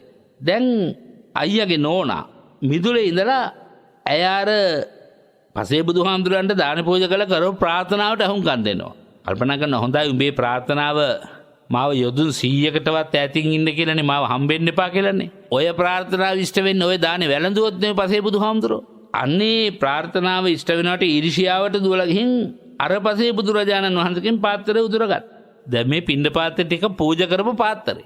දැන් කවුරුවත් කරන පින්කම් දිහා බලලා සන්තෝෂ වෙන්න කියලානේ මම කියන්නේ. මම මේ කතා ප්‍රවෘත්තිය තෝරගත්තෙම පින්කම් කරලා ආපහු පසුතැවිලි වෙනකොට කුක්කුච්ච කියන කොටසට ඇතුළත් වෙනවා. ඒක නිවන වැහෙන කාරණාවක් කියලානේ. දැන් ඔන්න ඇය පාත්‍රේ ඉල්ලගෙන අර ඔකෝම පිණ්ඩපාත ටික විසි කරලා මඩ පිරෙව්වා පාත්‍රයට. අර නංගි දැකලා කියනවා අනේ මෝඩියේ මට බැන්නට කමක් නැහැ, මට ගැහුවත් කමක් නැහැ. මේ පසේ බුදු රජාණන් වහන්සේ නමක් කියලා කියන්නේ අසංඛ්‍ය දෙකක් පාරමිතා පුරාපු උත්තමයෙක්. එවැනි උත්තමයෙකුගේ පාත්‍රයෙන් බත් ඉවත දාලා මඩ ඇතුළත් කිරීම මොනතරම් පාප කර්මයක්ද කියලා උඹ දන්නවද කියලා දැන් ඔන්න බලන්න. එතනමුත් අපිට තවත් වැදගත් කාර්යයක් ඉස්මතු වෙනවා. පසේ බුදු රජාණන් වහන්සේ නමක් වෙන්නට කල්ප දෙකක් පාරමිතා පුරන්න ඕනේ. දැන් අපේ ගෞතම බුදුහාමුදුරුවෝ සාරාංශකේ කල්පලක්ෂයක් කියලා නේ අපි කියන්නේ. කල්පලක්ෂ 4ක් කියලානේ. දැන් මේ පසේ බුදුරජාණන් වහන්සේගේ ගුණය දැන් කියාගෙන යන ගමන් යාන්තම් හොඳ වෙලාවට අර අයියාගේ බිරිඳට නැත්නම් නෑනට නුවණින් ඒක සලකා ගන්න ශක්තියක් ආවා. ඈ කල්පනා කරනවා අපොයි මං කරගත්ත අපරාධය හැබැයි කල්ප දෙකක් පෙරම්පුරන් පසේ බුදුහාමුදුරුවෝ නෙමේ. ස්වාමීනි මට අනුකම්පාවෙන් වැඩ ඉන්න කියලා මඩ ඉවත් කරලා පාත්‍රය හොදලා සුවඳ කුඩු වලින් උලලා සතු මధుර පුරවලා ඒ මත ඉසන ලද ගිතෙල් වලින් බැබලෙන පාත්‍රයේ පසේ බුදුරජාණන් වහන්සේගේ අතේ තබලා ඈත් ප්‍රාර්ථනාවක් කරනවා. මේ පිණ්ඩපාතය නැත්නම් මේ පාත්‍රයේ පුරෝප පිණ්ඩපාතයේ යම්සේ බබලනවාද මට ඒබඳු බැබලෙන සිරුරක් ලබන්නට ශක්තිය ලැබේවා කියලා ප්‍රාර්ථනාවක් ලැබුවා. පසේ බුදුහාමුදුරුවෝ අනුමෙවෙනි බණ දේශනා කරලා අහතර පැනනලා වැඩම කළා. ඒ අඹසැමි යුවලත් අර නැගණියත් ජීවිතාන්තය දක්වාම කුසල් කරලා දිව්‍ය ලෝකෙ ඉපදිලා නැවත ඒ දිව්‍ය ලෝකෙන් බැහැලා නැත්නම් පැමිණිලා කාශ්‍යප සම්මා සම්බුදුරජාණන් වහන්සේගේ කාලේ බරණැස 80 කෝටියක් ධන ඇති සිටුවරයෙකුගේ පුතෙක් වෙලා අර අපේ සිටුතුමා නැත්නම් මහා කාශ්‍යප හාමුදුරුවෝ නැවතත් උපතක් ලබා ගත්තා. ඒ බඳුම මහා ධන කුවරයෙකුගේ සිටුවරයෙක් හැටියට සිටු දියණිය ඉපදුනා. දෙන්නම දැන් තරුණ වයසටපත් වුණා. පුතාට අවුරුදු 16යි. එතකොට ඒ තරුණ දියණියට අවුරුදු 12යි.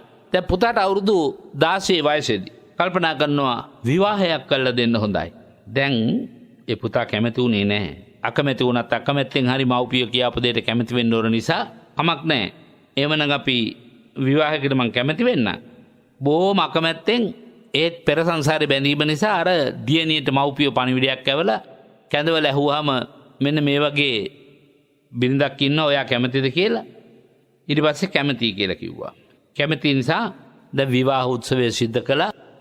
පින්වත්නි දැන් අර කුමාරයාත් කුමාරියත් දෙන්න විවාහ ගිවිස ගැනීමේ සියලු කටයුතු යෝජනා කරලා මව්පිය දැන් සම්මත කරගෙන දැන් අර පූර්ව ආත්මයේ හිටපු දෙන්නම තමයි දැන් මේ මුණ ගැහුනේ. දැන් එයා පාප කර්මයකුත් කරලා පින්නත් ඔබට මතකයි පාප කර්ම මොකද්ද? පසේ බුදුරජාණන් වහන්සේට නැගණිය විසින් පිදූ පිණ්ඩපාතය උදුරගෙන පාත්‍රයේ මඩ පුරවලා දීලා හැබැයි ආපහු නුවණ පහළ වෙලා කරුණු කියලා දුන්නම කාරණේ තේරුම් අරගෙන පාත්‍රය ඉල්ලගෙන නැවත සතුමඳුර පුරවලා ගිතෙල් වක් කරලා පූජා කරපු පිනෙන් එයා ප්‍රාර්ථනා කළා මගේ ශරීරයේ මනා රූප සම්පත්තියෙන් යුක්ත වේවා. දැන් දන් දුන්නු පිනෙන් අර කුමාරිකාව ඒ ප්‍රාර්ථනා පරිද්දෙන්ම අතිශය රෝමත් දියණියක් බවට පත් වුණා. ඒ නිසා තමයි විශේෂයෙන් මේ කුමාරයා කැමතිත් උනේ. දැන් විශේෂ මංගල උත්සවයක් පවත්වලා මේ කුමරිය කැඳවගෙන ආවා ගෙදරට. ගෙදර දොරකඩට කැඳවගෙන ආපු දවසේ මේ කැඳවගෙන ආපු වෙලාවෙම මුළු ගේ පුරාම තද දුගඳක් පැතිරෙනවා. හරියක වැසිකිළියක වහුන් ඇරුණා වාගේ. දැන් කල්පනා කරනවා මේ ගඳ කොහෙන්ද? මගුල් ගෙදරකට ඉතින් ගෙවල් දොරවල් කොච්චර සුද්ධ පවිත්‍ර කරන්නද? දානික සිටු ගෙදරක්නේ. දැන් හොයලා කල්පනා කරලා බැලුවම මේ කැඳවගෙන ආපු බිරිඳගෙන් මේ ගඳ එන්නේ. අන්න වහාම ගිහින් ඇරලන්නයි කිව්වා. මොකද මේ කුමාරයාටත් නින්දාවක්, කුලපවුලටත් නින්දාවක්. දැන් වහාම ගෙදර ගිහින් ඇරලෙව්වා. දැන් මේ කුමරිය ඒ ගෙදර හිටියට මොකද ගෙදර නැවතුනේ නැහැ. ওই විදිහටම විවාහ 6ක් තව කරගත්තා. විවාහ 6ටම සිද්ධ වුණේ ඒක. දැන් බලන්න කර්ම විපාකයක මහත. කර්ම විපාකයක ස්වභාවය බලන්න. දැන් 7 වෙනි විවාහයත් අසාර්ථක වෙලා ගෙදර ඇවිල්ලා ඉන්නේ කල්පනා කරනවා. මට සල්ලි මිලමුදලුත් තියෙන ඕනෑ තරම් රන් ආභරණත් තියෙනවා. මට දැන් විවාහ 7ක්ම අසාර්ථක වුණා. මොකටද මම මේවා තියාගෙන කියලා කල්පනා කරලා. ඇට ආරංචි වුණා කාශ්‍යප දසබලයන් වහන්සේ ඔය වෙනකොට පිරිනුවම් පාලා. කාශ්‍යප බුදුහාමුදුරුවෝ. දැන් උන්වහන්සේගේ ධාතු තන්පත් කරලා චෛත්‍යයක් නිර්මාණය කරනවා. දැන් මේ චෛත්‍ය නිර්මාණය කරනකොටත් පින්නත් චෛත්‍ය නිර්මාණය කළ ඉවර වෙන්න වුණාට පස්සේ විතරක් නෙමෙයි ඊට ඉස්සරත් පූජාවල් කරලා සිරිතක් ಭಾರತයේ තිබුණා. දැන් අර කුමාරිකාව කල්පනා කරනවා මම යන්න ඕන මේ චෛත්‍ය වන්දනා කරන්න. මම ඒ අතරත රම් පූජාවකුත් කරන්න ඕන. මගේ රන් ආභරණ උණු කරලා ඒ භූමියේ කොතනක හරි පිහිටවන්න රන් ගඩොලක් හදන්න ඕන කියලා හදවගෙන ඒකත් අරගෙන තමයි දැන් යන්නේ. කොහෙටද යන්නේ? කාශ්‍යප බුදුරජාණන් වහන්සේගේ ධාතුන් වහන්සේලා තැන්පත් කරන චෛත්‍ය ළඟටයි යන්නේ. ඉතින් ඒ යනකොට හැමෝම වැඩ කරනවා. ඒගොල්ලෝ අතර කිව්වා ඒගොල්ලන්ගේ අහුව මොනවද මේකට අඩු? සිටු කුමාරියනි එක ගඩොලක් අඩුයි. එහෙමද? මේ ගඩොල තියන්න කියලා රණින් හදපු ගඩොල අතට වඩුව අතට බාර දුන්නා. බලන්න පිනක විපාක. දැන් අර පාපේ විපාක නිසා විවාහ 7ක් අසාර්ථක වෙලා 7 වෙනි විවාහයක් දැන් අසාර්ථක වෙලා පාපයේ විපාක අවසන් වෙන්න නම් බලවත් පිනක් තියෙන්න ඕනේ. දැන් මේ ජීවිතේ මොනවා හරි පාපී විපාකයක් වශයෙන් ඔබට ජීවිතේ ඔය කිව්ව විදිහේ අත්දැකීමක් වේවා. වෙනත් මොනවා හරි ජීවිතේ අප්‍රමාණ බලවත් පීඩාවක් වේවා ඇතනම් ඔබ මේ වගේ බලවත් පින්කම් කරන්න ඕනේ. මා කියවනේ දන්නවපසරියේ කිසියම් අකුසලයක් කරලා නැහැ. නමුත් මොනවා හරි අඩුවක් ඔබේ ජීවිතේ තියෙනවා නම් ඒ අඩුව දුරු කරගන්න කරන්න පුළුවන් බලවත් පින්කම් අතර එකක් තමයි මේ සෑරදුන් වහන්සේලා නිර්මාණය කරන්නට, බුදු පිළිම වහන්සේලා නිර්මාණය කරන්නට, වෙනත් පුදබිම් නිර්මාණය කරන්නට අපෝපකාර කිරීම. දැන් මේ ස්වර්ණමය ගඩොල දැකලා කියනවා වඩුව අනේ මෑණියනි කොට මොන තරම් හොඳට බලන්න සොඳුරු වෙලාවකමනේ ඔබතුමී පැවණුනේ. අපි මේක තැම්පත් කරනවට වඩා අපි මේකෙන් ගඩොල බඳිනවට වඩා ඔබතුමියම ඔබේ අතින්ම තැම්පත් කරන්න. අපි ආසයිනේ පින්නත් නේ. දැන් නිදන් වස්තු වගේ දේවල් අපි සකස් කරගෙන චෛත්‍ය වේවා බුදු පිළිම වේවා හදනකොට එතෙන් ගිහිල්ලා අපේ අත් දෙකෙන්ම තැම්පත් කරනවා නම් අපි හරි සන්තෝෂයි. ඒතර අපිට 100%ක් ඒ ගැන විශ්වාසයක් තියෙනවා. දැන් ඈර ගඩොල හරීම ආසාවෙන් දැන් පූජා කළා. පූජා කරලා කල්පනා කරනවා දැන් ඈට තියෙන ලොකු අඩුවක් මොකද්ද? ශරීරයෙන් කටින් දුක දහමනවා. දැන් කල්පනා කරන ප්‍රාර්ථනාවක් උපුල් බඳුන් 8ක් පූජා කරලා රන් ගඩොලක් පූජා කරලා ප්‍රාර්ථනා කරන උපන් තැන කයින් සඳුන් සුවඳ හැමේවා මුවින් නිල්මානෙල් සුවඳ හැම හමත්වා කියලා ප්‍රාර්ථනා කළා. ඔන්න චෛත්‍ය වැඳලා දැන් පැදකුණු කරලා ගෙදර යනවා. එනකොට ඉන්දියාවේ තියෙනවා පින්වත්නි කාර්තිකේ කියලා උත්සවයක්.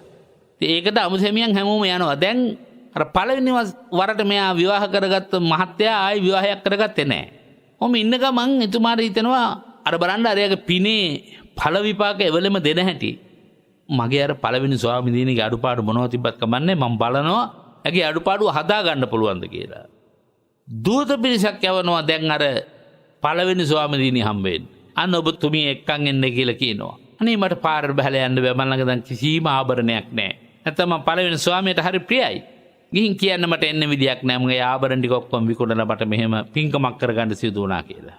අර සිටුතුමා සියලුම රන් ආභරණ සකස් කරලා දීලා එතුමිය කැඳවගෙන ආවිලා බොහෝ උදානාදී පින්කම් දෙන්න සමගි සම්පන්නව ජීවිතය ගත කරලා සිද්ධ කළා කියන බව බණ පොතේ සඳහන් වෙනවා. දැන් ඔබට මට වොමනාව තිබුණේ බලන්න අර පාත්‍රයේ උදුරකට මඩ පොරොපයකට විපාක වශයෙන් විවාහ 7ක් එකම ජීවිතයකදී අසාර්ථක වුණා. ඒ වගේම එකම ජීවිත ක්‍රාමුවක් තුල අර උතුම් පින්කම් දෙකක ආනිසංසය.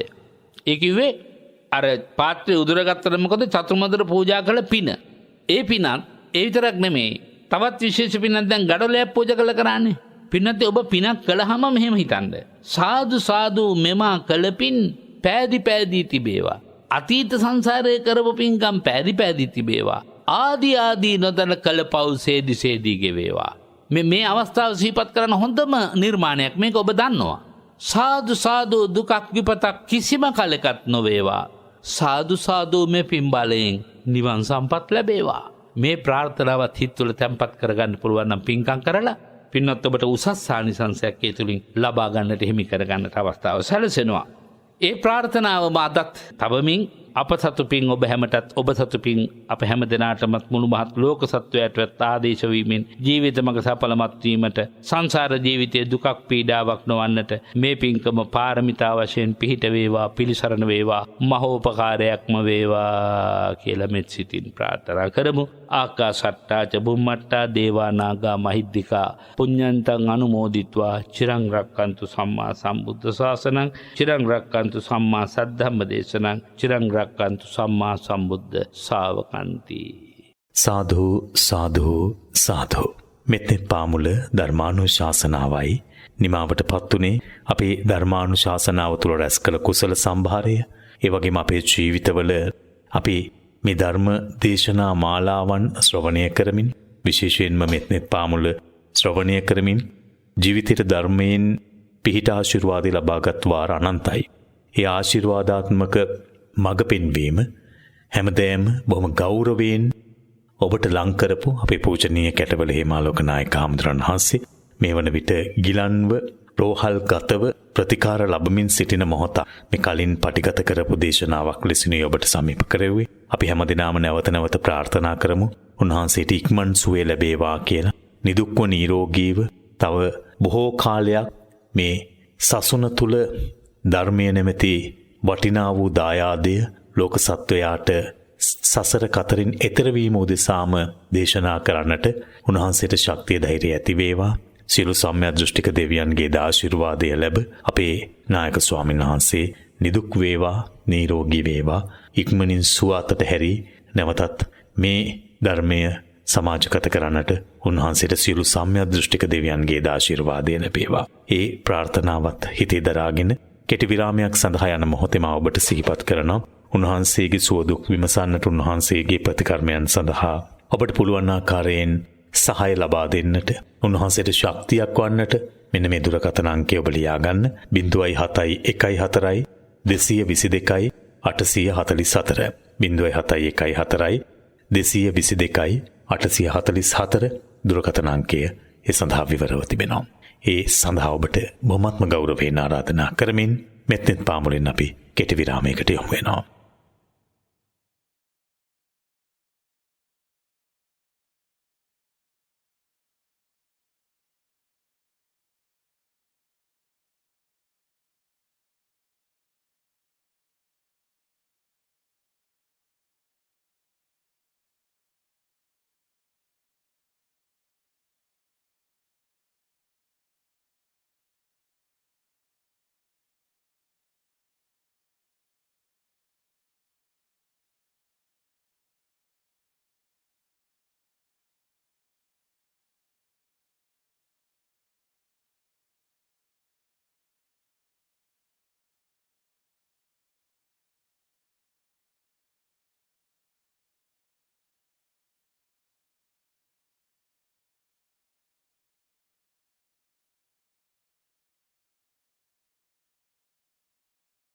අපි නැවතත් සම්බන්ධ වන්නේ මෙත්නෙත් පාමුල සමග දීර්ඝ කාලයක් තුල net FM රේඩියෝව ඔබේ ජීවිතයේ යහපත් අර්ථය දකින්නට මඟ පාදා දෙන වැඩසටහනයි මෙත්නෙත් පාමුල.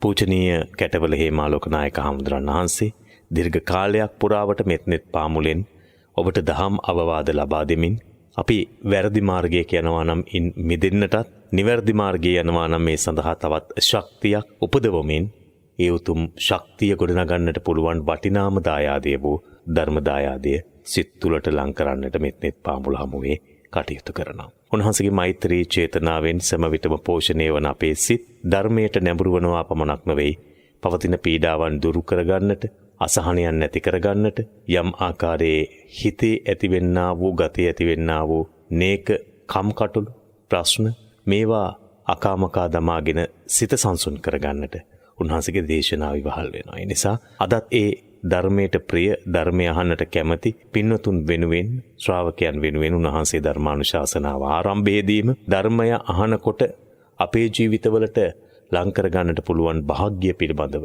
ධර්මයක් ඇසිය යුතු ආකාරය පිළිබඳව සිහිපත් කරන්නට යෙදුනේ. ඒ අතර ඔබෙන් විමසා බලන්න උන්වහන්සේ සිහිපත් කළපු ඒ පුද්ගලයන් 3 දෙනා අතරින් ඔබ කෙබඳු ගණයේ පුද්ගලයෙක්ද කියන කාරණය. ඔබ ධර්මයට තරමක් හෝ ඈත්ව සිටින පුද්ගලයෙක් නම් වහාම ඉන් මිදී ධර්මයට ලං වෙන්නට පුළුවන් වූ පරිසරයක් ගොඩනගා ගන්නට මම හිතන්නේ අර දේශනාව ඔබට හේතු සාධක වෙන්නේ නැති. ඒ අනුසාරයෙන්ුත් ඊට සමගාමී තවත් දහම් කාරණාවලිනුත් සුසැදි ධර්ම සාකච්ඡාව ආරම්භ කරන මොහොතේ අපේ පූජනීය කැටවල හේමාලෝක නායක හාමුදුරන් වහන්සේව බොහොම ගෞරවයෙන් මෙත් සිතින් ශ්‍රද්ධාවෙන් මෙත්නෙත් පාමුල ධර්ම සාකච්ඡාව වෙනුවෙන් පිළිගනු ලබන අවසරයි අපේ හාමුදුරනේ. ස්වාමීන් වහන්සේ අපි සාකච්ඡාව ආරම්භ කරන්නට මම ඔබ වහන්සේට ආරාධනා කරන්නේ කොතනින් පටන් ගන්නද කියලා හිතා ගන්න බෑ. කාරණා එපමණටම තියෙනවා. ඒ තරමටම මේ ඉන්න සමාජයේ විවිධ පැති දිහා බැලුවාම, විවිධ පුද්ගලයන් දිහා බැලුවාම, ඔවුන්ගේ ජීවිත දිහා බැලුවාම හොඳ නරක මේ දෙකම අපිට කතා කරන්නට පුළුවන්. ධර්මානුකූලවත් ඒ සම්බන්ධ විවිධ ඔබ වහන්සේගේ අනුශාසනා ලබන්නට අවශ්‍ය යුගයක් කියලා අපි විශ්වාස කරනවා. මට හිතෙනවා මේ සියලු දේවල් එක්ක අපේ ප්‍රධාන බෞද්ධයන් විදිහට ප්‍රධාන අපේක්ෂාව නිර්වාණය, උතුම් වූ නිවන් මඟ සාක්ෂාත් කරගන්න. ඔබ වහන්සේ දේශනාවේ අවසාන කොටසට එන්න ප්‍රාර්ථනාව පිළිබඳ බහුල වශයෙන්ම අනුශාසනා කරන්නට යෙදුණා. එක් තැනක සඳහන් වුණා ඒ සියලු කුසල් නැත්නම් මේ කරන ප්‍රාර්ථනාවන් නිවන් පිණිස යොදාගත හැකි කියන කාරණය. අද සාකච්ඡාවේ ආරම්භය එතනින් ලබා ගන්නට බලාපොරොත්තු වෙනවා.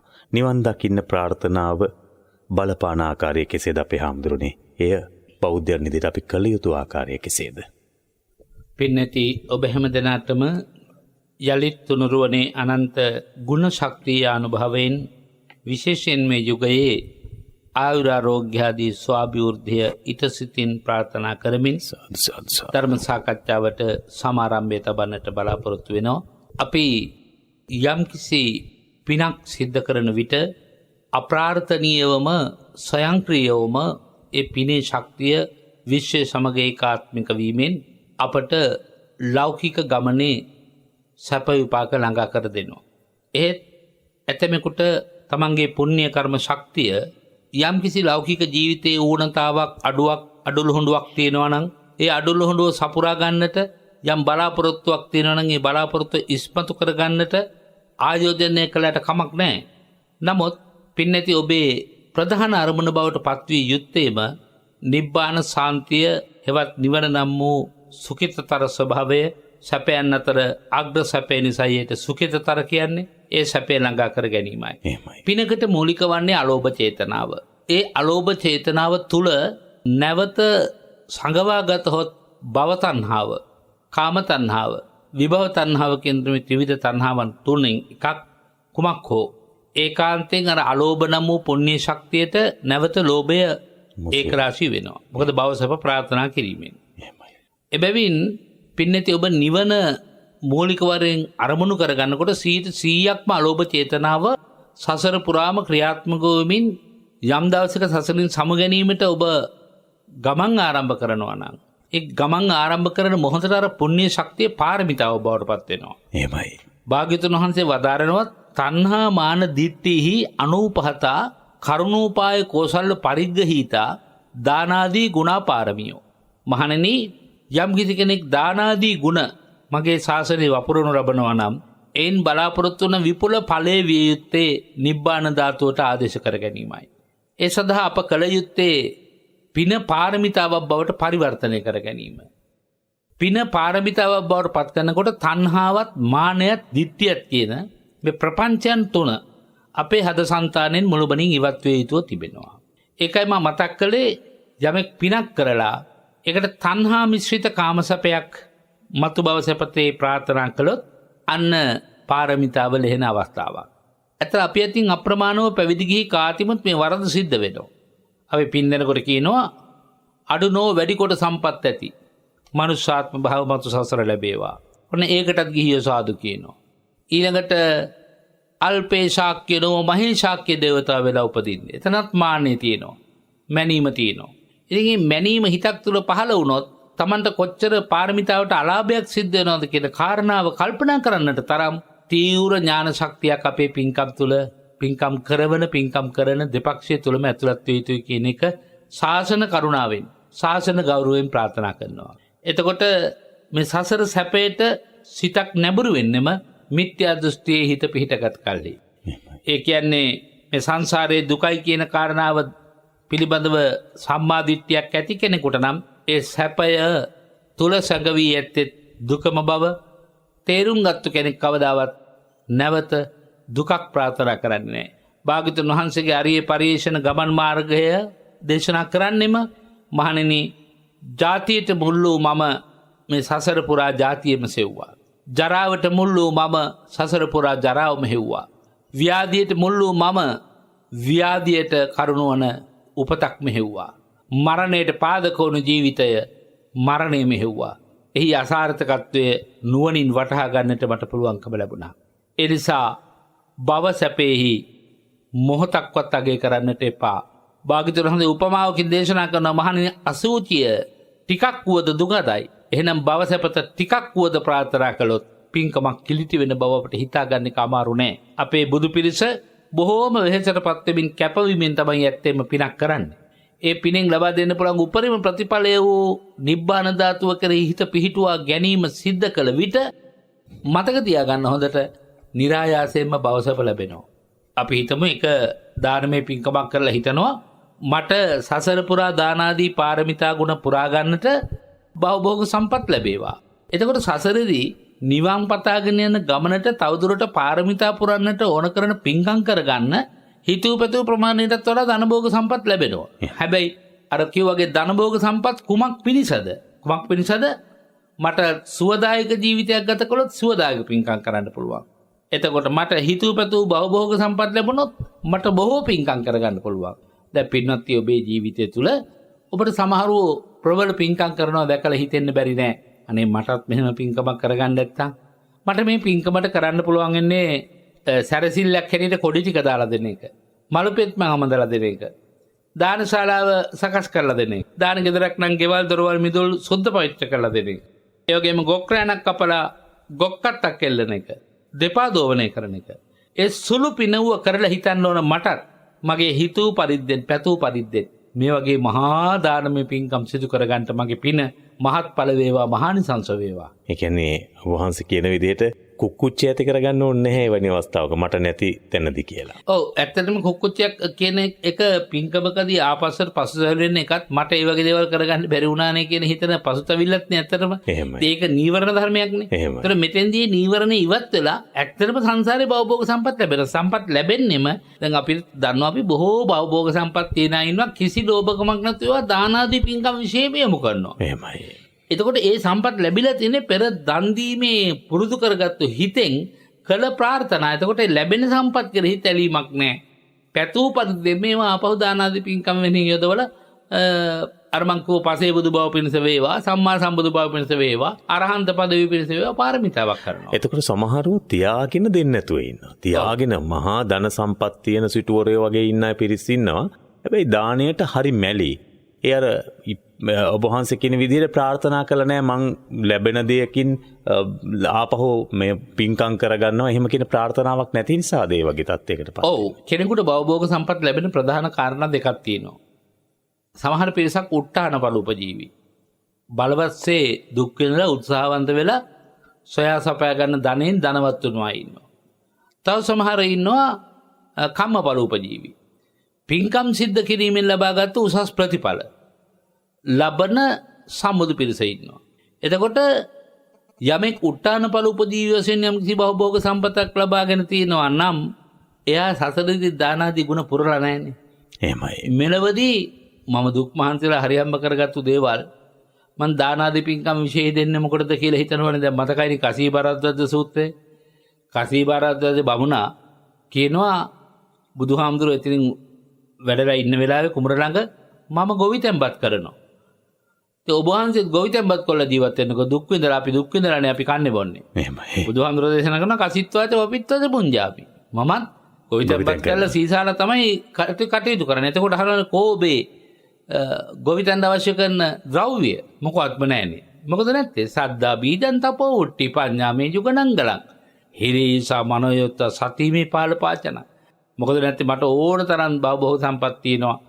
ඒ තමයි ශ්‍රද්ධානම් බීජී කියලා එක එකට ආදේශ කරලා ගොවිතැනට අයිති සියතු ආධ්‍යාත්මික ධර්ම භාග්‍යවතුන් වහන්සේ එකට එකතු කරලා දේශනා කරනවා. එහෙමයි. ඒ වගේ සමහර කෙනෙකුට හිතෙන්න පුළුවන් මම දුකසේ හරි හම්බ කරගත්ත ඒවා අනිත් අයටත් දුකසේ හරි හම්බ කරගන්න ඉඩ අරින්න ඕනේ. ඒ ඇරෙන්න මගේ දේවල් බිදක්වත් මං දාන ආදී පින්කම් විශේෂයෙන් කැමති වෙන්නේ නැහැ. දැන් ඉල්ලීස් සිටුවරය වගේ සිටුවරු දිහා බැලුවහම ඒ දාන ආදී පින්කම් සිද්ධ කළා නෙවෙයි. එහෙමයි. ඒ ඇයිට ඒ නිසා ඒ අවශ්‍ය කරන ප්‍රතිඵලය ලැබුණෙත් නැහැ. දාන ආදී පින්කම් කරන්න හිතක් පහළ වුණේ නැහැ. එහෙමයි. දාන ආදී පින්කම් කරපු අයට ලැබෙන සම්පත්තිය නයි තමයි ඇත්තටම දාන ආදී පින්කම් කරන්න හිත පහළ වෙන්නේ. එහෙමයි. ඉතින් ඒ වගේ හිතක් පහළ කරගෙනම පින්කම් කරන්නට අපි පෙළඹෙන්නට ඕන. නැත්තම් සල්ලි තිබුණාට අර මට්ට කුණ්ඩලී කතාවේ හොඳට පැහැදිලි වෙනවනේ.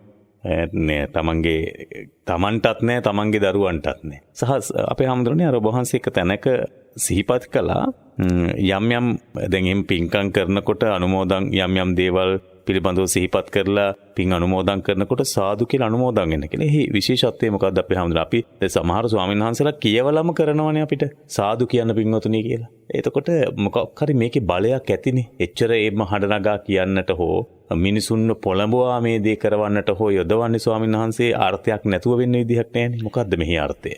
මම මගේ ධර්මදේශනාවේ ආරම්භයේදීම කතා කළා පිරිසුදු සිතින් පුණ්‍ය කර්ම විශේෂිත පාප කර්ම අපිරිසුදු සිතිනොත් සිද්ධ කරනකොට සංකාර තුනක් ඒක රාශි වෙනවා කියලා. එහෙමයි. දැන් යමෙක් වෙහෙසිලා මහන්සි වෙලා කැප වෙලා දානයක් හදනවා.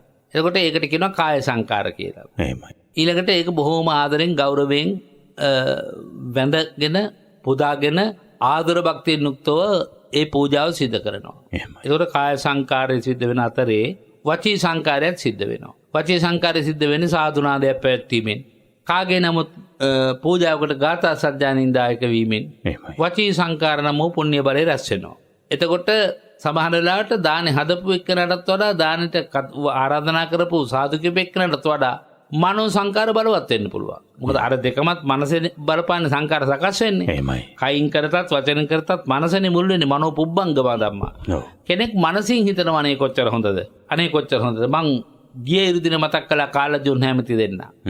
එක්කෙනෙක් මනසින් සතුටු වුණේ නැහැ. එක්කෙනෙක් මනසින් සතුටු වුණා. බුදුරජාණන් වහන්සේ මනසින් අසතුටු වෙච්ච එක්කෙනා ගැන කල්පනා කරලා මෙවැනි උතුම් දානයකට අසතුටු වෙච්ච මනස තියෙන එක්කෙනාගේ හිත හත්කරකට පැලෙනවා කියලා හිතපු නිසා උන්වහන්සේ ඊටමත් කුඩා බණක් විතරක් අසද්දුස මහදානට දේශනා කළා කියලා මම මතක් කළා. එහෙමයි. ඒ වගේ සමහර කෙනෙකුට වචී සංකාරයෙන් කුසල උපදවන්න පුළුවන්. පින්කමට දායක වීමක් වශයෙන්. සමහර කෙනෙකුට මනෝ සංකාර වශයෙන් මේ පින්කම තමා සතු කරගන්න පුළුවන්. එහෙමයි. සමහර කෙනෙකුට කාය සංකාර වශයෙන්ම සමහර කෙනෙකුට ත්‍රිවිධ කාය සිත වචනය කියන තුන්දරම යොදවලා පින්කමක ආනිසංසදායක තත්වයට තමන්ට සම්බන්ධ වෙන්න පුළුවන්. ඉතින් මේ තුන්දරම සංවර කරගෙන අනුමෝදන් වෙන්නට ආශිර්වාද ලබන්නට පුළුවන් නම් ඔබ හිත කොතරම් ශක්තිමත්ද? අපේ හැමදෙරෝනේ සමහරු පින්කම් වලට ඔබ වහන්සේ දේශනාවේදී සිහිපත් කළ ගරහන අවස්ථාවන්. මේ තත්වය අපි සමාජයේ දකිනවා. අපි පින්කම් ඕනතරම් කරන විට සමහර අය පින්කම ගරහන පමණක් නෙවෙයි ඒක නවත්වන්නටත් කටයුතු කරන අවස්ථාවක් තිබෙනවා. සමහර විට මෙය ගිහි සමාජයේ වගේම ඇතැම් වෙලාවට සමා වෙන්න අවසර දැන් පැවිදි සමාජයේත් ඇතැම් වෙලාවට තව තැනක පන්සලක් හැදෙනවට තව තැනක සිද්ධාස්ථානයක් ගොඩනගෙනවට අකමැති ස්වාමීන් වහන්සේලාත් ඉන්නවා. එතකොට ඒක ඒ කියන්නේ මේ ස්වාමීන් වහන්සේලාත් කරගන්නේ අකුසලයක්ද?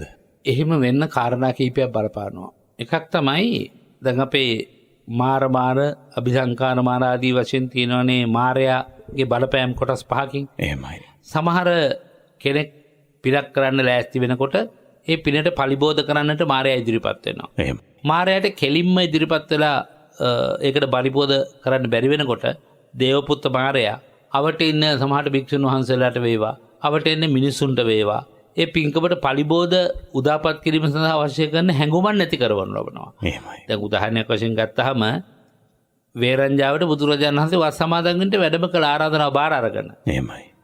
මාරයා කල්පනා කරනවා මෙහි විශාල පිරිසක් බුද්ධ ශ්‍රාවක ශ්‍රාවිකාව බවට පත් වෙයි. ඔව්.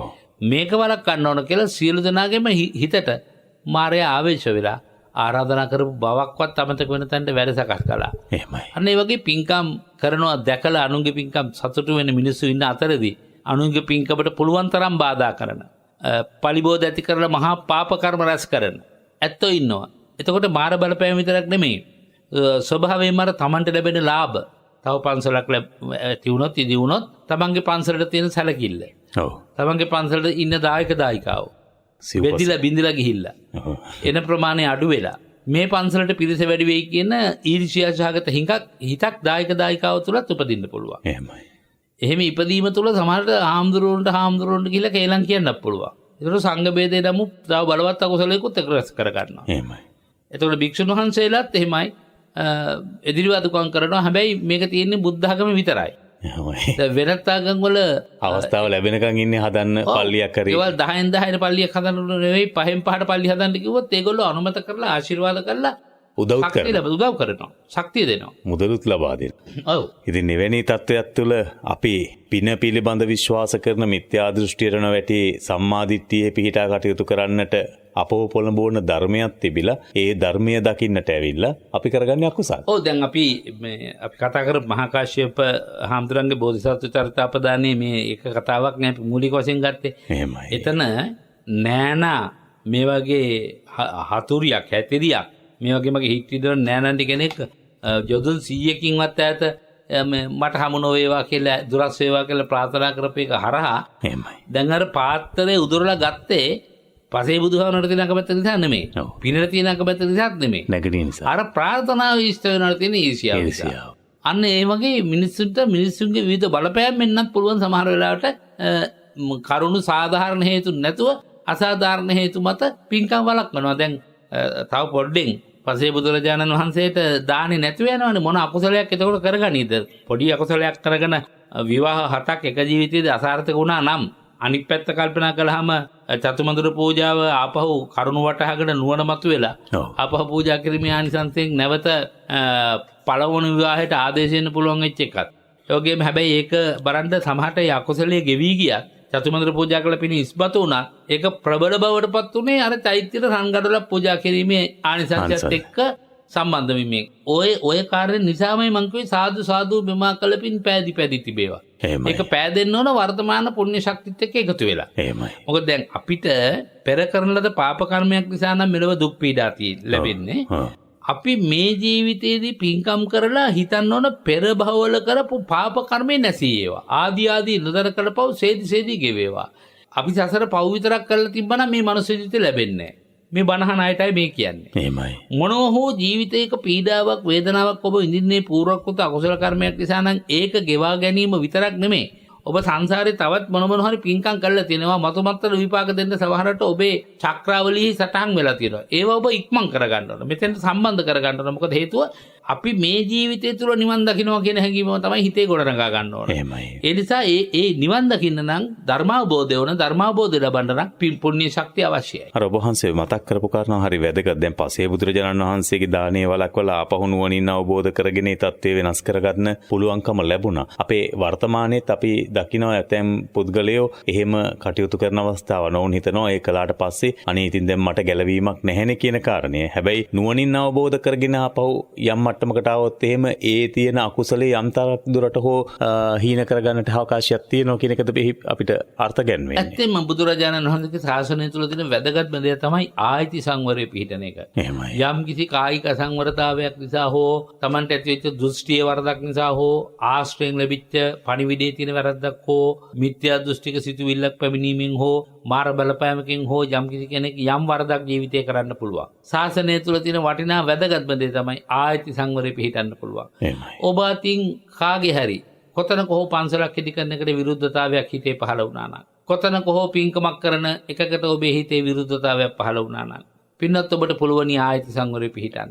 ඒ භික්ෂුන් වහන්සේ වෙත වේවා, ඒ ගිහි ඇත්ත වෙත වේවා ගිහිල්ලා අනේ මගේ ඇති මෙහෙම සිතුවිල්ලක් පහළ වුණා මට. මං ලොකු වැරදි වැටහීමක හිටියේ. මගේ දැන් වැරදි වැටහීම දුරස් වෙලා ගියා. ඔබ වහන්සේ එහෙම නැත්නම් දායක මහත්මයාණන් දායක මහත්මියනි ඔබ මං හිතපු තාලේ කෙනෙක් නෙමෙයි. මගේ හිතවිල්ලේ වැරද්දක් ඇති වුණා මට සමාව වෙන්න කියලා මේ ජීවිතේම සමාව ඉල්ලගෙන අර හිතවල තැලිච්ච හිත හදා ගන්න බලන්න. එහෙම හදාගත්තොත් සංසාරෙට විපාක විඳින්න සිද්ධ වෙන්නේ නැහැ. දැන් ඔබ පුණ්‍ය විපාකයක් විඳින්න ඉන්න වෙන්න පුළුවන්. නමුත් ඔබ යම් පින්කමක් කරන කෙනෙකුගේ හිතක් රිදෙව්වොත් පුණ්‍ය මාවත යන කෙනෙකුට පරිබෝධයක් උදා කළොත් කවදා හරි සසර ඒකේ දුක් විපාක විඳින දාට ඔබ මේ විදිහට කියලා දීලා ගලවන්න කෙනෙක් ඉතුරු වෙන්නේ නැහැ.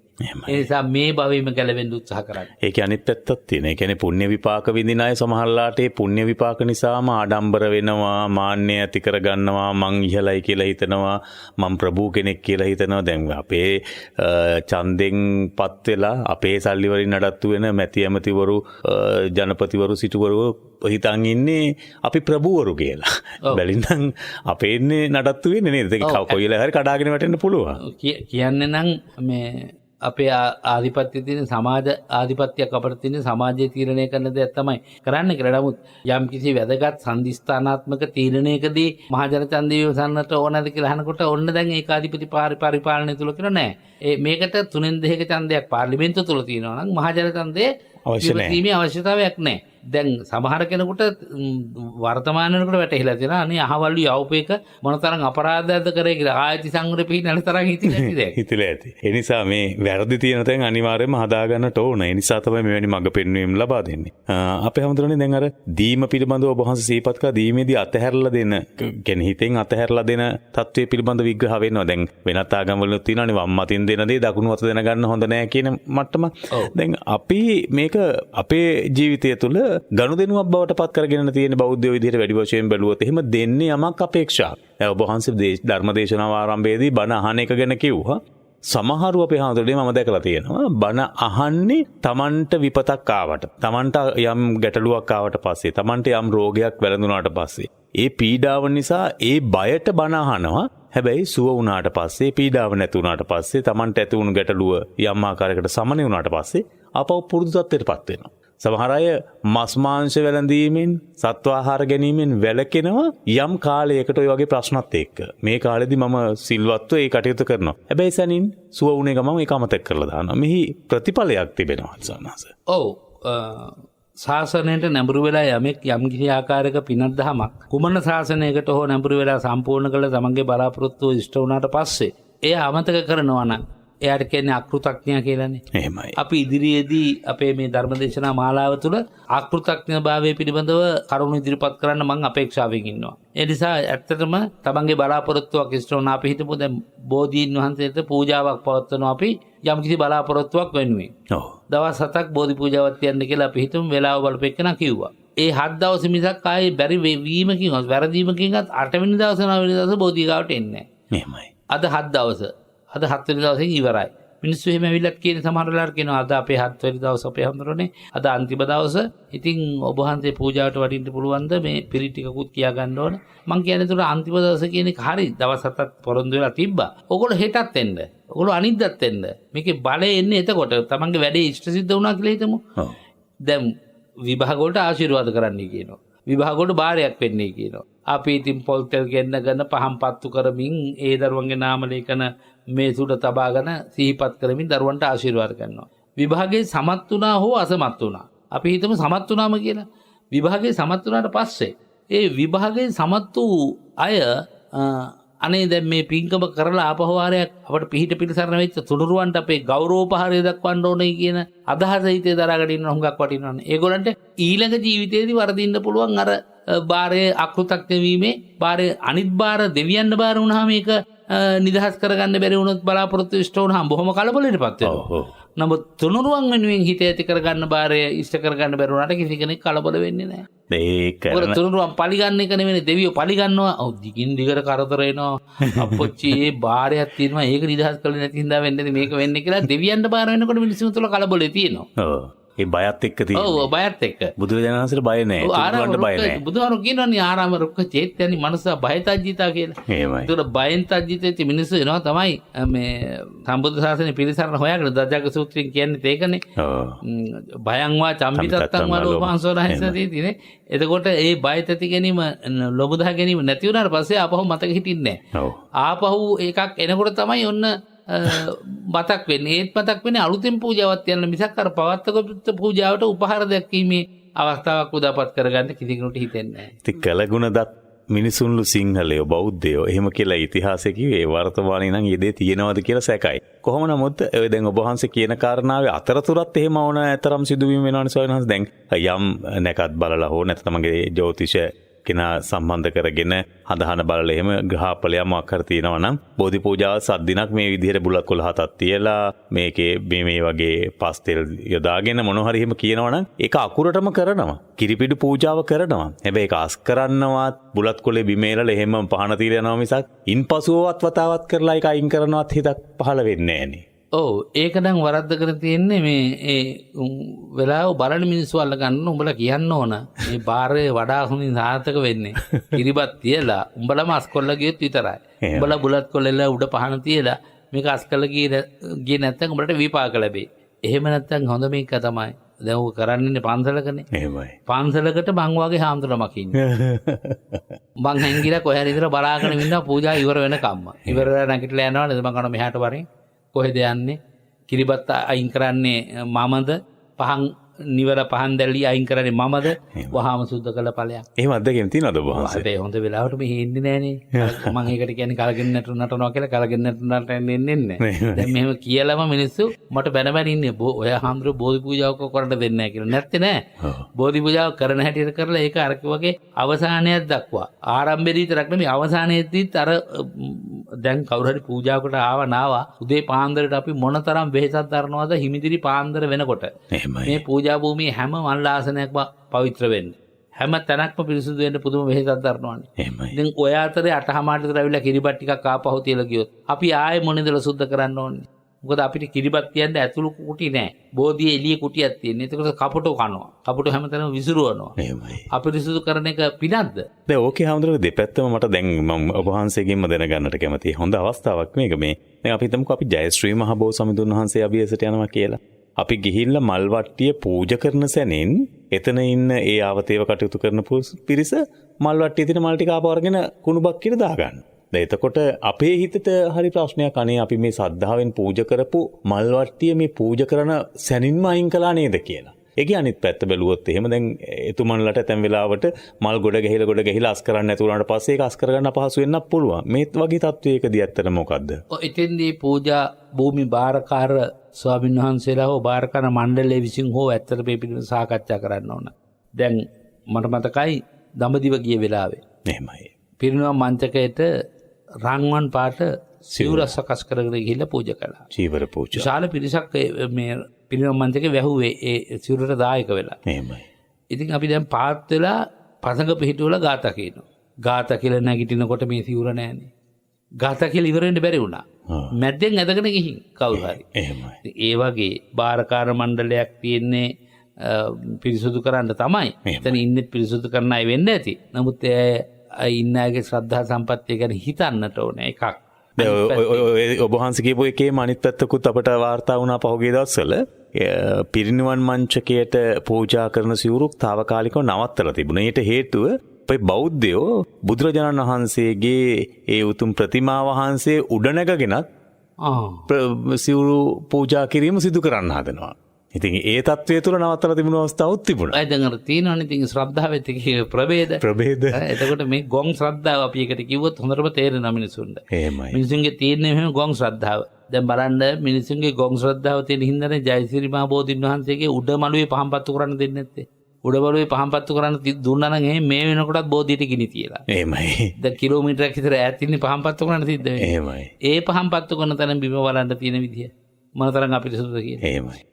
අනිත් කාරණේ ඔබ ඇහුව අපි හැම එකටම විසඳුම් තියෙනවා. ප්‍රශ්නයක් විසඳුමක් තියෙනවා. දැන් අපි මල් ආසනේ මල් ටික තැම්පත් කරනවා. අපි රතුරු නෙළුම් මල් වට්ටියක් හදාගෙන ගියා කියමුකෝ. ඔව්. තැම්පත් කරලා වන්දනා කරන ඒ පැත්ත බලාගෙන ගාතක ඉන්නකොටම ඒ අරගෙන කුණු බක්කියක දාන. දැන් හිත රිදෙනවා. දැන් හිත රිදුනොත් ආනිසංස නැති වෙන්නේ කාටද? මටනේ. ඔව්. මම දැන් පූජා කළා. මට පූජා කළ පිනේ අඩු වෙන්නේ නැහැ. දැන් ඒක පූජා කළ ඉවරයිනේ. එහෙම. පූජා කළ ඉවර වුණාට පස්සේ ඒක ගාතකෙන් ඉස්සර රන් දැම්මද පර වුණාට පස්සේ රන් දැම්මද මට කමක් නැහැ කියලා එතෙන්දී හිත හදා ගන්න පුළුවන්කම තියෙන්න ඕන. ඒ කියන්නේ දැන් අපි පූජා කළාට පස්සේ අපි වන්දනා කරලා ගාත කියලා ඉවර වෙලා ඔක්කොම වුණාට පස්සේ අපි මේ මල් ටික අයින් කළාට කමක් නැද්ද? සමහරුන්ගේ හිතේ ඒකනේ ප්‍රශ්නේ තියෙන්නේ. අනේ මම පූජා කරපු එක අයි මං අයින් කරලා යන්නේ කියලා හිතන්නේ. දැන් මෙහෙමයි. එතකොට තව සේවකයෝ නැහැනේ අපිට. දැන් ඒ වගේ තැන් වල සේවකයෝ හිටියට ඔව්. පන්සලක මල් ටික පූජා කරලා එහෙම තියලා යන්නේ හොඳයි. හැබැයි මල නම් ඉතින් පර වෙනකන් එතන තියෙනවා නම් තමයි මල් ආසනේ අසිරිමත් භාවයේ තියෙන්නේ. එහෙම නැත්තම් පුළුවන් නම් කෙනෙකුට කියලා මේ මල් ටික මම පූජා කළා. පන්සලක ඉන්නවනේ ඕනම තැනක වැඩ පළ කරන කෙනෙක්. ඔව්. දායක මහත්තයා උපාසක මහත්තයා වැට ඒ ටික අරන් දාන්න පුළුවන් නම් හොඳයි. නැත්නම් අපි අරන් තියලා යන්නද කියලා අහන්න ඕන. එතකොට කිව්වොත් එහෙම නෑ පර වුණාම අපි අරන් තියන්නම් කියලා හිත සන්තෝෂයෙන් යන්න පුළුවන්. ඔව්. ඒකට ඉතින් බොහොම සරල සාකච්ඡා මගින් ක්‍රමවේද උපදවා ගන්න ඕනේ. ඒච්චර දාර්ශනික ප්‍රශ්නයක් නෙවෙයි නිසා ඒක. ඔව්. ඒ කියන්නේ නැත්තම් හිතට දාර්ශනික ප්‍රශ්නයක් විදිහට මතු කරගෙන හිතෙන් අකුසල් කරගන්න. බලවත් වූ අකුසල් කරගන්න. අපි මේ අත්දින අත්දකින්න කාරණා විශේෂයෙන්ම ලංකාවේ තියෙන පූජනීයම සිද්ධාස්ථානවලදී මේ වගේ දේවල් පිළිබඳව අපි නිරන්තරයෙන්ම දැකලා තිබෙනවා. ඒවා පිළිබඳව ඇසට කඳුළු වෙන අවස්ථාවන් තිබෙන අවස්ථා දැකලා තියෙනවා. බුදුරජාණන් වහන්සේ වෙනුවෙන් අෂ්ට පරිස්කාරය පූජා කරන විට මාදුතු අවස්ථා තිබෙනවා ස්වාමීන් වහන්සේ. අපි කුණු ගෙනියන භාජනයේට අෂ්ට පරිස්කාර පුරවාගෙන යන අවස්ථාවන්. ඉතින් මේ වගේ තත්ත්වයක් ඇතුළත සැබවින්ම සෝචනීයයි. එක පැත්තකින් ඇයි අපි බෞද්ධයන් විදිහට බුදුරජාණන් වහන්සේ උදෙසා පූජා කරපු යම් දෙයක තිබෙනා වූ වටිනාකම හඳුනාගෙන නැත්තේ කියන කාරණේ. දැන් බං ඒ නිසානේ ඇත්ත නිතර කියන්නේ සමහර මිනිස්සු අහන්නේ බුද්ධ පූජාව බල්ලට දෙන්නද කියලා. දැන් හාමුදුරුවෝ සංඝික දාන්න වාඩි වෙලා කරන. දැන් ඔක්කොම ඉවරද වැඩ එහෙනම් පිරිකර පූජා කරන. අර බුද්ධ පූජාව තරංගිර සත්තුන්ට දෙන්නකෝ. බුද්ධ පූජාව සත්තුන්ට නෙමෙයි දෙන්න ඕන බෝධි සත්තුන්ට. තේරුණාද කියන එක? මොකද හේතුව දැන් අපි බුදුරජාණන් වහන්සේලක පැන් වීදුරුවක් තියලා මම කියනවා ඒක අදිෂ්ඨාන කරලා බුදුගුණ කියලා ඒ බුදුගුණ ශක්තියහම මේක පිරිත් පැන් බවටපත් වෙනවා. අපි කරඬුව ගාව පිරිත් පැන් තියලා පිරිත් කළාම බුදුරජාණන් වහන්සේලක සම්බුද්ධ පූජා පැවැත්වුවාම ඒකෙන් පුදුමාකාර බලයක් අර ආහාරයට ලැබෙනවා.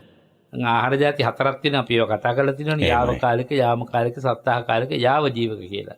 එතකොට යම්කිසි දානයක් භාග්‍යවතුන් වහන්සේට පූජා කළ කැප කළා 12 පහ වුණාම ඒකේ බුද්ධ පූජා නාමය අයින් වෙනවා. ඒ වගේම සාංගික කරාම සාංගික භාවය අයින් වෙනවා. එතකොට සාමාන්‍ය කෙනෙකුට ඒක පරිහරණය කරලා කිසි පාපයක් නැහැ. මිනිස්සු බයයි ඉන්නේ බුද්ධ පූජාව ගන්න. නමුත් බුද්ධ පූජාව ඖෂධයක්. ඒක හැබැයි ඉතින් පාත්‍රිතාම පිරිසුදුව සකස් කරලා ඒ වගේම හොඳ පිරිසුදු වහන්තරා වලින් වහලා ආහාරයට ගන්න පුළුවන් ඖෂධයක් බවට පත් කරනකට ගන්න පුළුවන් තැනට ඒක පත් කර ගන්න ඕනේ. ඒ ඖෂධයක් බවට ගත නැතා බුදුරජාණන් වහන්සේට නියම ගෞරවයෙන් කරනවා නම් ඒ විදිහට පිරිසුදුව තියෙන්න ඕන. ඔය මම මේ කතා කරන්නේ හුඟක් තැන් වල අපිරිසුදුව තියෙන නිසා ඒක කෑවොත් එහෙම නැති ලෙඩ හැදෙනවා. හැදෙනවා. තියෙන ලෙඩ සුවපත් වෙනව නෙවෙයි. එහෙමයි. තරමටම අපිරිසුදුයි ඉතින්. මොකද හේතුව බුද්ධ පූජාව අද වහලා ගෙනියන රෙදි කෑල්ල හෙටත් ආයෙ හොදන්නේ නැහැ ඒකමයි වහන්නේ. අනිද්දාටත් එහෙමයි. විශේෂයෙන් ඔය රෙදි කෑල්ල ගැන කියලා මතක් කරන්න ඕන. දැන් මේ කටින පින්කම් මාසය පින්නත් ඔබට යම් විශේෂ පිරිකර පූජා කරන්න පුළුවන්. ගෙවල් වල තියෙන රෙදි වහන කපලා අයින් කරලා ඉවරෙච්ච රෙදි කෑල්ල. ඔව්. ඒ රෙදි කෑල්ලකට අතුළු පැත්තෙන් ඉටි රෙද්දක් මහලා. ඔව්. පොඩි රසල එකක් වටේ අල්ලලා. ගෙනිච්ච බුද්ධ පූජාව දැන් අපි පාත්‍ර වලට කිරි හොදි ආදී දියර සහිත වෑංජනත් බෙදනවානේ පාත්‍ර වලට. ඒතකොට මේ පාත්‍රේ පූජාව අරගෙනකොට හෙලවෙනවා. හෙලවෙනකොට මේ දේවල් දියර ඉහෙනවා. උනම රෙදි කෑල්ල ඉක්මනින්ම පොස් බඳිනවා. ඒතර අර ඉටි රෙදි කෑල්ල හොඳට හොදලා ඉටි රෙදි විතරක් හේදුවම ඇති දවස ගන්න. හොදලා වේලෙන් තියලා පහුදා බුද්ධ පූජාවට වහන්න. එහෙමයි.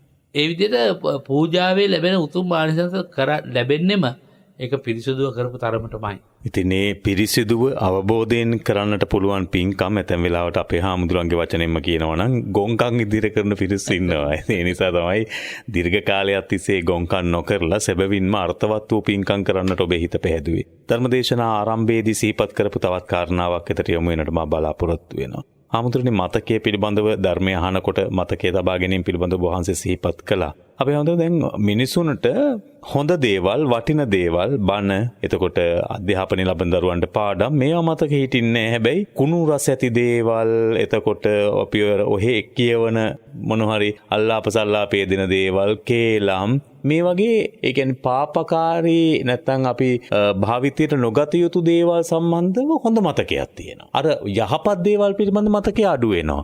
මේ ස්වභාවය ඇති වෙන්නේ අපේ හාමුදුරනේ දැන් තව දෙයක් අපි ඒටම සමගාමීව ඔබ වහන්සේගෙන් දැනගන්න ඕන. දැන් ද්වේෂයක් ඇති වුනහම සමහරුන්ට ඒක කාලයක්ම අවුරුදු 50ට මතකේ තියෙනවානේ. දීර්ඝ කාලයක් මතක තියලා පලි ගන්නත් හදනවා. ඒ කියන්නේ ද්වේෂයකදී මතක ශක්තියට මොකද්ද වෙන්නේ? එහෙම දීර්ඝ කාලයක තමන්ට හතුරු වෙන තැනැත්තාගේ තමන්ට ගැටලු ඇති කරන තැනැත්තා කෙරෙහි ඒ කියන දේවල් ඒ වචනයක් නෑර මතක තියෙන තත්ත්වයටපත් වෙන්නේ ඇයි? එහෙම වෙන්නට හේතුව මිනිස් හිතේ ස්වභාවය තමයි කාම ලිප්තිත බව, ද්වේෂ ලිප්තිත බව, මෝහ ලිප්තිත බව. එතකොට බුදු කෙනෙක් ලෝකෙට පහළ වෙන්නේ නෙක්කම්ම, අව්‍යාපාද, අවිහිංසා කියන විතර්ක චෛතසිකයන් ගොඩනගා දීමේ පරම කාරුණික බලාපොරොත්තුවෙන්. එහෙමයි. එතකොට කාම ලිප්තිත මනුස්සයා, ලිප්තිත කියන්නේ ඇලෙනවා. කාමයේ ඇලෙන මනුස්සයාට හොඳට මතක හිටිනවා ආයාසයෙන් තොරවම කාම ලිප්තිත බව. දැන් කුණු රැඳුණු වස්ත්‍රයකට බොහොම ඉක්මනට කුණු එකතු වෙනවා. අපි කියනනේ කුණු වලට කුණු එකතු වෙනවා කියලා කතාවකුත්. එහෙමයි. එතකොට ද්වේෂ චරිත සහිත පුද්ගලයන්ට දේශ ලිප්තිත දේවල්, දේශයට අදාළ දේවල් ඕනෑතරම් මතක හිටිනවා. මොකද ඒක මිනිස් හිත සාමාන්‍ය ස්වභාවයේ තියෙන හිත් ගැන මේ කතා කරන්නේ. මේ කතා කරන්නේ අන්ධබාල පෘථග්ජනය පිළිබඳවයි. එහෙමයි. එතකොට මෝහයෙන් යුක්ත වෙලා ජීවත් වෙන එකක් නේ අපිට තියෙන මේ සංසාරයේ අපි සැරිසැරුවේ මෝහය නිසානේ.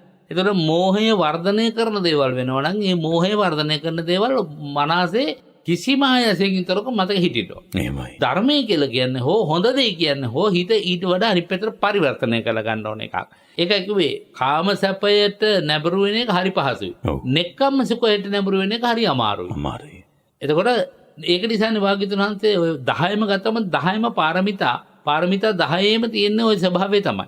ඒ කියන්නේ සසරට නැමිච්ච හිත නිවනට නවන්නට නම් විශාල ආයාසයක් දරන්න ඕන. එහෙමයි. එතකොට එහෙම පුහුණු කලේ නැති ඇත්තෝ තමයි අර මං කිව්වේ අවකොජ්ජ පඤ්ඤ පුද්ගලයෝ. අවකොජ්ජ පඤ්ඤ පුද්ගලයා වාඩි වෙච්ච විතර සමහර මිනිසුන්ගේ හාමුදුරන්ගේ රූපේ හැඩ වැඩ බලනවා බණ කියන හැම.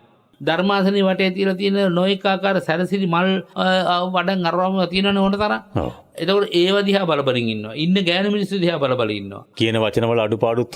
කියන වචන වල අඩුපාඩුත් හොයනවා. මම ගිය සතිය කියලා දුන්නානේ ශ්‍රාවකෙක් වික්ෂුන් වහන්සේට ගරහනවා, කතාවට ගරහනවා, ඊළඟට දේශනා කරන කරුණු ඇදකුද හොයනවා, වාදයට තියෙන කරුණු මොනවද තියෙන කියලා බලනවා. ඒ වගේ දේවල් ගැන හොය ඉන්නවා. නමුත් ධර්ම දේශනාවේ ආදි කල්යාණයවත්, මධ්‍ය කල්යාණයවත්, පරිවසන කල්යාණයවත් ඔගොල්ලෝට යන්නේ නැහැ. අර්ථ ව්‍යංජන මොකුත් මෙයන්නේ නැහැ. අන්න එතකොට කිව්වේ මොකද්ද බුදුහාම මොණින් අතර හරවපු කලගෙඩියකට වතුර වක් කරනවා වාගේ. එයාගේ කලගෙඩිය ඇතුළේ පිරලා තින්නේ ලෝභය වඩවන, ද්වේෂය වඩවන, මොහය වඩවන. ඒක හොඳ ෂෝක් එකකට මතකයි. දැන් ළමයිගෙන් අහන්නකෝ ඕනම හින්දි චිත්‍රපටයක පටන් ගන්න හැටි දාලා මේක ඉවර වෙන්නේ කොහොමද කියලා ඊළඟට වෙන්නේ මේකයි කියලා කියනවනේ හරි ෂෝක් එකක්. ඒ තරම් මතකයි.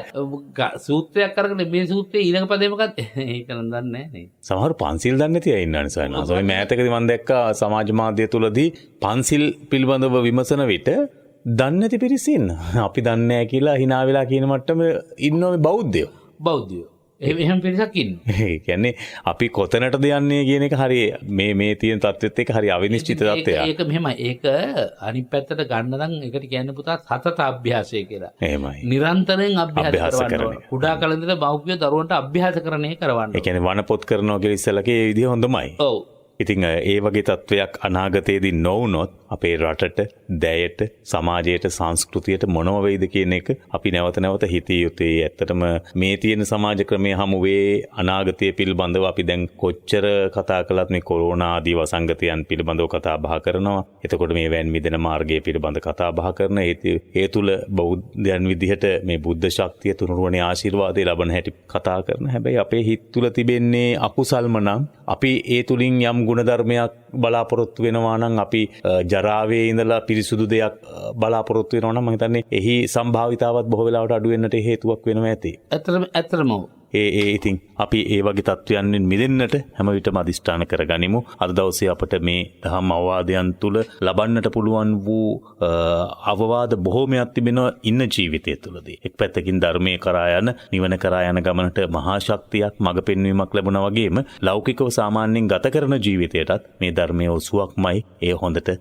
මනාවට පැහැදිලි වුණා ප්‍රත්‍යක්ෂ වුණා අද වැඩසටහන තුළ අපේ හාමුදුරන් වහන්සේ අනුශාසනාව තුළ. ඉතින් මේ අනුශාසනාවත් එක් වුණු පිනට කැමති අය අර දේශනාවේදී සිහිපත් කරපු කාරණාව කෙරෙහි අවසාන වශයෙන් යොමු වෙන එක හරි වැදගත් වෙනවා. දැන් එදා ඒ ආකාරයෙන් පින්කම් වලට යොමු වුණු රංගඩොලක් හදලා ගිහිල්ලා චෛත්‍ය බඳින්නට කරපු පිනේ ආනිසංස ලැබුව ආකාරය පිළිබඳ සිහිපත් කළා. ඒ වගේ අවස්ථාවක් ඕනෑ තරම් තිබෙනවා. ඉතින් එවැනි පිනට දහමට ලැබුණු බොහෝ දෙනා වෙනුවෙන් අපි පින කළාට පස්සේ අර තමන්ගේ අවශ්‍යතාව ඊට උනාට පස්සේ අමතක කරනවා වගේ අපි හාමුදුරුවෝ අමතක කරන්නේ නැහැ. පින් කරපු කෙනෙකුට උදව් කරපු කෙනෙකුට දායක වුණු කෙනෙකුට පුණ්‍යානුමෝදනා කරන්නට වහන්සේ හැම විටම පෙළඹෙන මේ අවසාන විනාඩි කිහිපයේදී සුපුරුදු විදියට මෙත්නෙත් පාමුලේ වහන්සේට ඒ සඳහා බොහොම ගෞරවයෙන් ආරාධනා කරනවා. ඔන්න දැන් රංගඩොල ගැන කියපු වෙලාවේ මතක් වෙච්ච කාරණාවක් තියෙනවා. මේක බණට ආදේශ කළ කැන්දිව නම් තමයි හොඳ. දැන් අපි අභිනවයෙන් හදන පස්පහල් ගොඩනැගිල්ල දැන් වැඩ නිම කරගෙන යනවා. ලෝකයේ සදැහැති සියලු බෞද්ධ පින්නතුල්ලාට බුදු බව වතරනම් බුදු බව අත්වෙන්න. දැන් එහි සෑමලුව සකස් කරලා ඒ සෑමලුවේ ධාතුන් වහන්සේලා වඩා හිඳුන වැඩපිළිවෙල තියෙනවා. ඒ වෙනුවෙනුත් ආපහු රන් පියුම සකස් කිරීමේ උවමනාව තියෙන නිසා ඒ සඳහා කැමති කෙනෙකුට රන් භාණ්ඩ පූජා කිරීමෙන් හෝ රන් පියුම සකස් කොට පූජා කරන්නට කටයුතු කිරීමෙන් හෝ දායක වෙන්න පුළුවන් බවත් විශේෂයෙන් මතක් කරනවා. ඒ වගේම දැන් අපිට පේනවා එන්න අපේ රට දරුණු තත්වයට පත් වෙමින් තියෙනවා.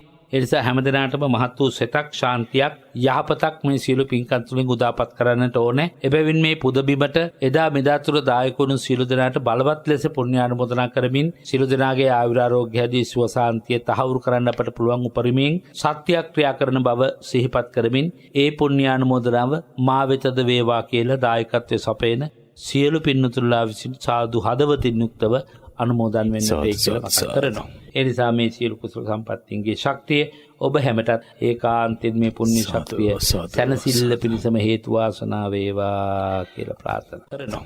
හොඳයි. එහෙමනම් අපි අද මෙත්නෙත් පාමුල මෙලෙස නිමාවටපත් කරන්නයි සූදානම් වෙන්නේ. විශේෂයෙන්ම මේ වැඩසටහන ඔබට ලං කරන්නේ අපි කලින් පටිගත කරපු වැඩසටහනක් ලෙසින්. මේ මොහොත වන විට අපි කලිනොත් ඔබට සිහිපත් කළ අපේ පූජනීය කැටවල හේමාලෝක නායක හාමුදුරන් වහන්සේ යම් ගිලම් භාවයක් හේතු කොටගෙන රෝහල්ගතව ප්‍රතිකාර ලබන මොහොතක්. එනිසා හැම දිනම නැවත නැවත උන්වහන්සේට නිදුක් නිරෝගී දීර්ඝායුෂ ප්‍රාර්ථනා කරන්නට මා ඔබට ගෞරවයෙන් ආරාධනා කරනවා. ඒ වගේම Taman ගෙදර සම්බුද්ධ පූජාවන් තබනවා. ඒ වගේම විශේෂයෙන්ම උදේ හවස බුද්ධ වන්දනාව සිදු කරනවා. ඉතින් ඒ සෑම අවස්ථාවකදීම අපේ නායක හාමුදුරන් වහන්සේව සිහිපත් කරලා උන්වහන්සේට නිදුක් නිරෝගී ගුණ සම්පන්නිය ලැබේවායි කියලා ප්‍රාර්ථනා කරන්න කියලා අපි ඔබට ආරාධනා කරනවා. ඒ වගේම පුළුවන් අය බෝධි පූජා ආදී කොටගත්තු පින්කම් පවත්වලා අපේ ස්වාමීන් වහන්සේට දීර්ඝායුෂ ප්‍රාර්ථනා කරන්නට තුනුරුවනේ අනන්ත ගුණ බලය උන්වහන්සේට ලැබී මේ ගෞතම සසුනේ තවත් දීර්ඝ කාලයක් සුවසේ වැඩ හිඳින්නට ශක්තිය ධෛර්යය ලැබේවා කියලා ප්‍රාර්ථනා කරන්න කියලා අපි ඔබට ආරාධනා කරනවා.